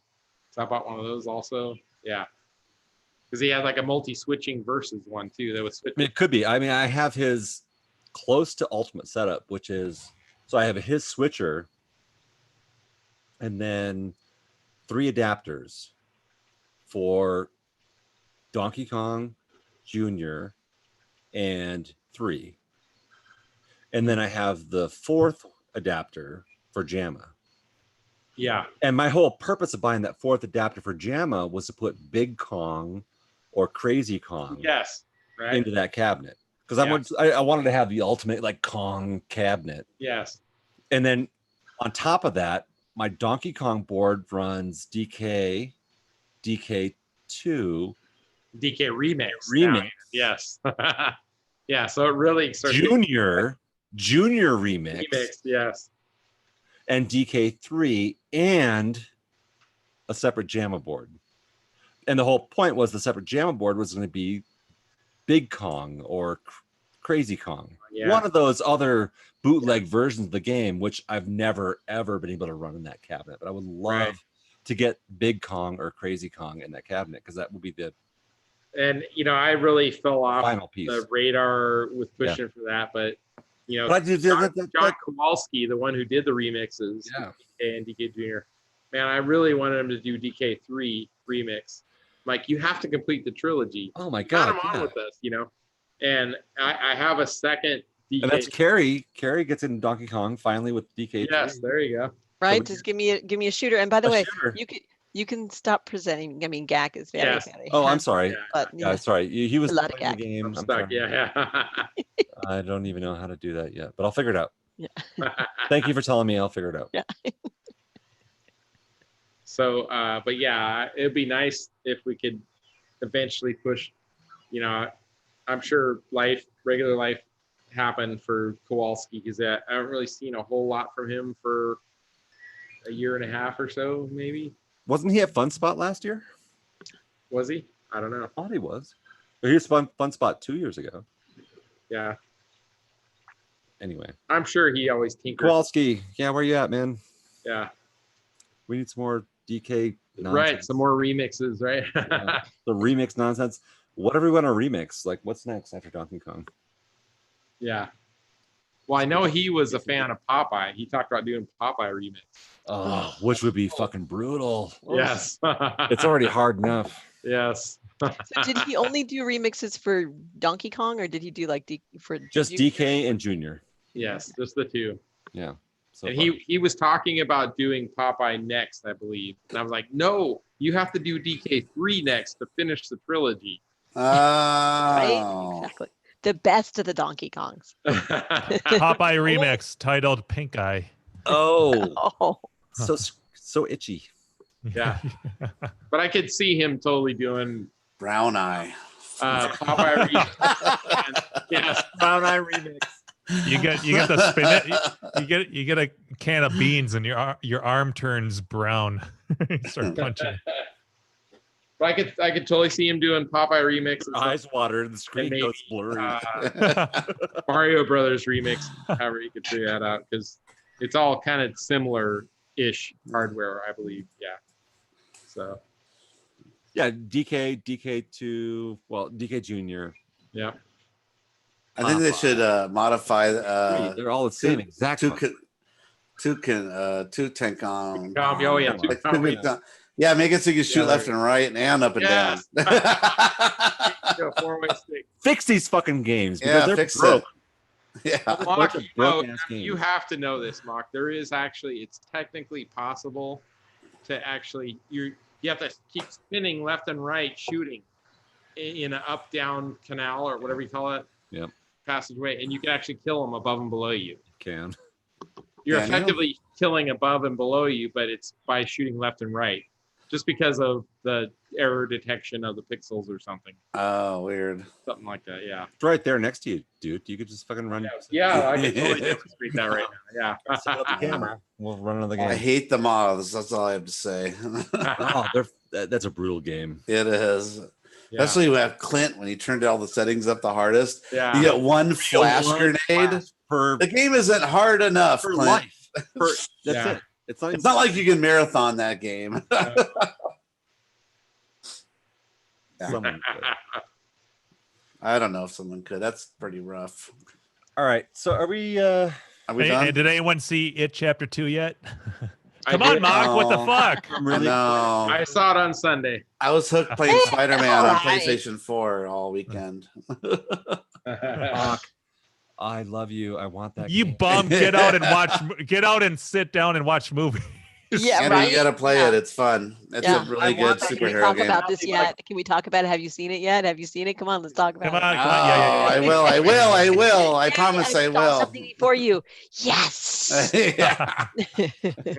Find me a great deal on a PlayStation Pro. I check Craigslist all the time. What's the price, dude? Like what would it Yeah, cost? you want to play that game? Do you have a 4K TV? Yeah. Okay, then you want to get a Pro if you get one. Yeah. So like, what the fuck? How much do I have to spend to play that one fucking game? Because I want to 300. play that game desperately, but not. I've seen them as low as 200 if you find someone who's desperate to get rid of one. Fuck, man. But there's other games to play on it, like the Nathan Drake Uncharted games. Are All right. Well, you're gonna have to talk to me into that shit. But like, yeah. Boring. Just kidding. And what's another good game? There's a lot of good games on that system. I You know. got God of War games. Which Christ, are man. awesome. Yeah. I want to buy that system. I've never. To been- me, that like, was a system seller for me. Is that game? No. So. seriously. Like I am like that close because I want to play that game so desperately. Yeah, it's a lot Like, of fun. If I can't justify. You Which can do console everything are you guys- Spider-Man can do. PlayStation 4. We're talking about the Spider-Man And game television. that television. Insomniac created. Huh. And they're It's fucking it's the most. amazing. It's one of the most polished. It feels like another Spider-Man movie. Actually, the story and everything. It's actually really well done. Dude, I'm all about it, but I just can't. They bring justify all the villains into it too. I mean, everything. Everybody's there just about. So it's really good. and it is exclusive to the PS. It's a PS. It's a Sony exclusive. They that's their baby, and they Sony poured a bunch of Killing money me. into it. Yeah, They're killing me on that It's one fun. fucking game yeah. because I don't know what else I would play in the PlayStation. God of War, Data War. God of War. Now, admittedly, That's a good God of game, War too. is a good game, How about The Last of Us? Have you heard of that game? and Yeah. I've heard of it, but I haven't.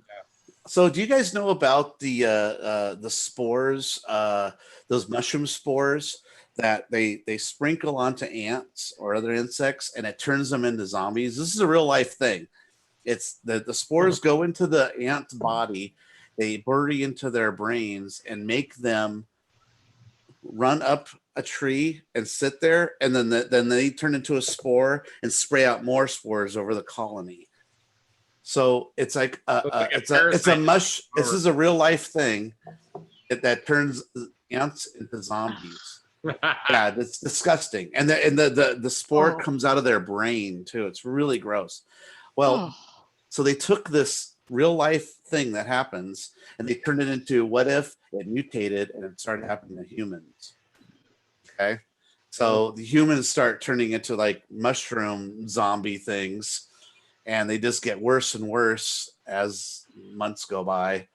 And spores are everywhere in the air, you know. So it turns out that only like 2% of the population can't get affected, and those are the survivors, and they're all trying to fight off these mushroom zombies. All right, Steve. Yeah, more and more deformed as they go. Is this a game we can play together? No. Sorry. Well, that's what I'm saying. Like now it's a single player. Even Spider-Man single player too. I know, but like, yeah. I'm looking for why you should sell me on this fucking platform, because like, if I can play games with you, like we do it back to our Thursday nights where we're playing games together. Because once Grinkers is over, we gotta do that again. Yeah, where I wasn't yelling at people because I got too drunk. That didn't bother me. That's fine. That's not why we haven't played. We've just been busy. I know, but like Grinkers is killing him. But like, I want to get back into gaming because like playing with you guys, whether it was like us playing arcade games on MAME, and that was how I learned how to play Heroes in the Castle of Doom. That was my incentive to learn how to play that game. Or whether it's like playing Unreal Tournament, like with a group of us, like I want to get back to that stuff. It was so much fucking fun. Yeah, we gotta get Jimbo back in, and yeah, I mean, there's one thing where we get together and just like chat for a week, but like I think Jim would actually really like playing Borderlands 3. I think I'm sure he would like that game, yeah, because that's a co-op. Yeah, he might. Ask him. I don't know. I'm not sure. I'll talk to him. Someone talk to Jim and ask. I'll ask him about it. People see if they got to him. Someone in chat, talk to Jim, please. Yeah. like on top of that too, like Carrie, like you can play these games too. Oh, Red Dead Redemption. I don't have the equipment for that. Well, Jim can help out with that because he's right there. At least like figure out like what does it take to get her involved in these games. He's 1,500 miles away. It's like not every week. Yeah. But I'm saying it's a possibility to help him like get you going on these things. And like Dave from Buffalo, like we'd love to see you playing these games too. It'd be awesome for us to be able to hang out and do something. So like most games where they have all that extra shit where you can like collect other things around, and for the people that like to get 100% collecting this or that. Spider-Man is the first game in a long time where I've actually gone out and tried to get everything just because I enjoy the game that much. It's rare for me to go the extra mile and try to do all the challenges and to do all the hidden bosses. Doing a game 100% is a big deal. Yeah, just because it's so much fun, and that's rare. I haven't done that in like probably 6 years or something. So yeah, no, I highly recommend the game. Check out some video reviews on YouTube or whatever, and just see what it's about. And actually, we can reach out to our chat too, because like I know there's a bunch of guys like Necros, Brian Frober in our chat, and other people who also want to play. And I think it would be awesome to get a gaming group together. But oh yeah, how many people can we have in Borderlands? Is it still 4? I don't know. It's been 4 for a long time. Yeah. But I mean, who knows? The new version of the game they're putting out. Yeah, I don't know. But I mean, even if that means like, well, fuck it. We've got 5 people. Let's play this. Let's play some Quake. Let's play some other game. I would love to just have like a gaming night for all of us and include all these incredible people in the chat. Like again, Brian Frober, Dell's Arcade. I'm gonna go play. Arcade. Is that Team Fortress 2? Is that what TF2 is? Yeah, TF2 is Team Fortress 2. Yeah. I am. That's old school. Yeah. I've got over 1,000 hours in Team Fortress 2. In case you guys want to play some of that, just saying, reach out to me. Yeah, that's Quick nothing. I got champions? more than that on Minecraft. Is that the old school one that, or like the orange box one, or is that That's the the really, orange really box old one. one? That's Okay. the orange box one. Yeah, not the Quake. Yeah, the Quake engine one. Which I played that. Which I guarantee I have way more hours into I that. played that. That's the first time I ever saw sniping where you could zoom in on something. Yep. That's the first time I ever saw it in a game. Dude, They invented it, right? Quake World Team Fortress, I have thousands of hours on that game. That's all we used to play. Yeah. For like 5 years. That was The mod community is what came up all the cool innovations, I think. Yeah, 100%. That's all came out of Australia. So anyway, so we'll work on this. I see the chat is talking about this stuff. You guys figured that shit out, but like, let's figure out a way to reach out to our chat to play some game. Do game night on Thursday nights. After we're done with Grinkers, we'll do Thursday game nights again. After Grinkers. So give us a month and let's fire up some game nights, and then we'll become friends on Steam or Origin or whatever the fucking game we're gonna play. Yeah, and just like let's talk about what we want to play and let's do some gaming. Gak, you got to get on board, buddy. Every one of you guys here, like you guys would all fucking love this. I can't use my laptop, right? Like my work laptop's not adequate for that. You can't install anything on that. Yeah, no, I can't. That's true. I can't. Yeah, would Jim help out? Well, I'm not willing to put hundreds of dollars into buying a computer system for this. I mean, that's all right, just, but like, you could bypass it. Figure out a way to make it, because it's a social thing. It's not just about. I'm gonna hack your work laptop, Carrie. Yeah, there you go. Perfect. Yeah. Make more frame rate. The stupid freeze edge program they use. All you had to do was change two things, and poof, bypassed all the locks. I think Gak would like Borderlands 3. I think because it's a group game that you play together. I would think you just respawn right away, there. I gotta rock out, you guys. You can keep. All right, Jimbo. So Friday, it's almost 1 year. Friday, you're going to be presenting a game. More at this point, it looks well. So far, Eyes is the winner. There's the poll on YouTube. If you guys go to my channel, you can vote for Eyes. What time roughly is that? I haven't set a time. I'm gonna post the morning. Friday morning, I'll post on like Clav and Slack and stuff when I'm what the ETA is. I'm hoping I can. It took me a long ass time to start up Toki, and that was mostly because that was the first night, and there were things I forgot I needed to set up ahead of time. But I'm hoping for an earlier start time, so like probably like 9 or 10 p.m. Central. So that'd be like 8 p.m. your time. Yeah, I'll be there. Anyways. Yeah, I'll post all that info. Yep, I'll post on the Book of Faces and Clav, and and I'll make a post on my YouTube channel. So, so I'll maybe I'll get 7 people instead of 5 this time. Yeah. Jim, have you seen It 2 yet? What's that? I might see that's the one. That's the one where the kids and a girl called 11. That's the one. Yeah. I like Crafty Mick. I just started watching Stranger Things. I'm like, what? Really? I actually liked it. Yesterday. I think Crafty's saying he's ahead of Dave from Buffalo. Actually. Watching with my daughter who's 12 because her friends do watch it. So Jimbo, all right, see you guys. Next time. All right, Jimbo. I'm gonna be out too. Bye, Carrie. Later. We all should shut this. Yeah, I might as well wrap it up. So 187, motherfuckers, right? That's right, motherfucker. 187. 187 murder. I don't know.